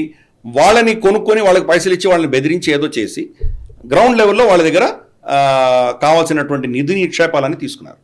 న్యూక్లియర్ మెటీరియల్ చాలా ఉంది ఈ దేశాల్లో. ఫ్రాన్స్లో ఉన్నటువంటి న్యూక్లియర్ పవర్ స్టేషన్స్ ఏవైతే ఉన్నాయో వాటన్నిటికి కూడాను న్యూక్లియర్ మెటీరియల్ ఇక్కడి నుంచే వెళ్తున్నాయి. ఓకే. సో వాటిని కంట్రోల్ చేసుకోవడం కోసం వీళ్ళని వాడుకున్నారు. కానీ ఆ దేశాలకి ఏమి ఇవ్వలేదు. మొత్తం నిధులు ఆ దేశాల నుంచి వీళ్ళు కొల్లగొట్టారు. కానీ ఆ దేశాలు మాత్రం ఇప్పటికి కూడా పేదరికంలో దారిద్ర్యంలో ఉన్నాయి. వాళ్ళ నేతృత్వాన్ని కొనుక్కొని వాళ్ళు ఇన్ని రోజులు రన్ చేశారు. అంటే వాళ్ళకి స్వతంత్రం ఇచ్చినట్టే ఇచ్చారు, కానీ నిజంగా వాళ్ళ స్వతంత్రం ఎవరికి ఇచ్చినట్టు కాదు. ఇప్పుడు ఆ దేశాలు తిరగబడుతున్నాయి. ఒక్కొక్క దేశం, నైజర్, బుర్కినో ఫాసో, ఇటువంటివన్నీ మెల్లిమెల్లిగా ఫ్రాన్స్ నుంచి విడిపోయి దానికి రష్యా సమర్థిస్తున్నది. గతంలో మనకు వాళ్ళకు ఉన్నటువంటి వాగ్నర్ గ్రూప్ వాళ్ళ సైనికులు అక్కడ ఉండేవాళ్ళు, వాళ్ళ సహాయంతో వీళ్ళు ఫ్రాన్స్ సమర్థిస్తున్నటువంటి ప్రభుత్వాలను ఓడించి వీళ్ళు అక్కడ పవర్ వీళ్ళు హస్తగతం చేసుకున్నారు. తర్వాత జరిగిన పరిణామాలు ఏంటంటే మెల్లిమెల్లిగా ఫ్రాన్స్ని అక్కడి నుంచి వెళ్ళిపోమని చెప్పడం ఇవన్నీ చేశారు. చేస్తే ఎకోవాస్ను వాడుకొని ఈ దేశాల మీద దాడి చేయడానికి ప్రయత్నం చేశారు అమెరికాను, తర్వాత ఫ్రాన్స్. ఓకే.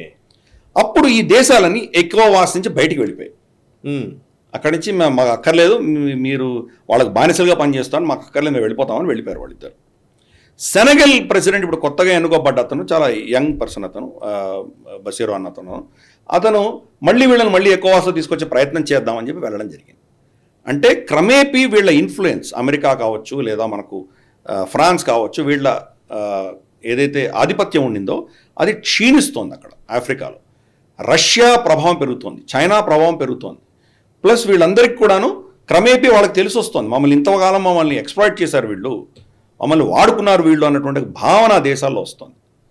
కాబట్టి ఎకోవాస్ కూడా క్రమేపీ వీళ్ళని వదులుకుంటే కనుక వాళ్ళు కూడా నష్టపోతారు. కాబట్టి మళ్ళీ ఒక ఐకమత్యం ఉండాలి అన్న ప్రయత్నం సెనగల్ ప్రెసిడెంట్ చేస్తున్నారు. ఓకే. ఇది ఇంటర్నేషనల్గా పెద్ద దెబ్బ మనకు వెస్టర్న్ దేశాలకు తగులుతున్నది. దాంట్లో ఒక అంశంగా మనం చూడాలి. క్రమేపీ అమెరికా ఇన్ఫ్లుయెన్స్ అనేది ప్రపంచవ్యాప్తంగా ఎన్నో థియేటర్స్లో క్షీణిస్తోంది. దాంట్లో ఇదొక థియేటర్, చాలా సీరియస్ మ్యాటర్ ఇది. రష్యా, చైనా ఇక్కడ వాళ్ళ ఆధిపత్యం నిలుపుకుంటున్నారు. రష్యా, ఫ్రాన్స్ క్షీణిస్తున్నాయి. Right sir, thank you very much Mamidi Giridhar గారు. నిజంగా చాలా విషయాలు మనం మాట్లాడాము. అండ్ ఈ వారం గ్లోబల్ రౌండప్లో అనేక విషయాలు, డెవలప్మెంట్స్, ఈ కొత్త విషయాలు మీరు నాకు తెలియజేశారు అండ్ మా ప్రేక్షకులకు కూడా అందించారు. Thank you very much sir, thanks a lot. So చూసారు కదా, ఇది ఈ వారం గ్లోబల్ రౌండప్. వచ్చే వారం గ్లోబల్ రౌండప్లో మళ్ళీ కలుద్దాము. అంతర్జాతీయ పరిణామాల్ని భారతీయ దృక్కోణంలో విశ్లేషించే చర్చా కార్యక్రమం ఇది. ఈ ప్రయత్నం చాలా మందికి నచ్చింది అండ్ వాళ్ళందరూ ఆదరిస్తూ ఉన్నారు, అభిమానిస్తూ ఉన్నారు. అండ్ మీరు కూడా మీకు నచ్చితే వెంటనే లైక్ చేయండి, 10 మందికి షేర్ చేయండి, మీ కమెంట్స్ ద్వారా మీ అభిప్రాయాలు మాతో పంచుకోండి. మనసా వాచా కర్మణ, దేశహితం కోసం పరితపించే నేషనలిస్ట్ గ్రూప్ ఆఫ్ ఛానల్స్ని సబ్స్క్రైబ్ చేసుకొని జాతీయవాద జర్నలిజాన్ని ప్రోత్సహించండి. Thank you very much. ఈ వీడియో మీకు నచ్చినట్టయితే లైక్ చేయండి, 10 మందికి షేర్ చేయండి. అలాగే కామెంట్ల రూపంలో మీ అభిప్రాయాలను మాతో పంచుకోండి. Nationalist hub group of channels ను సబ్స్క్రైబ్ చేసుకుని తెలుగునాట జాతీయవాద జర్నలిజాన్ని ప్రోత్సహించండి. ఈ వీడియో కింద ఉన్న బెల్ ఐకాన్ పై క్లిక్ చేయడం మర్చిపోవద్దు.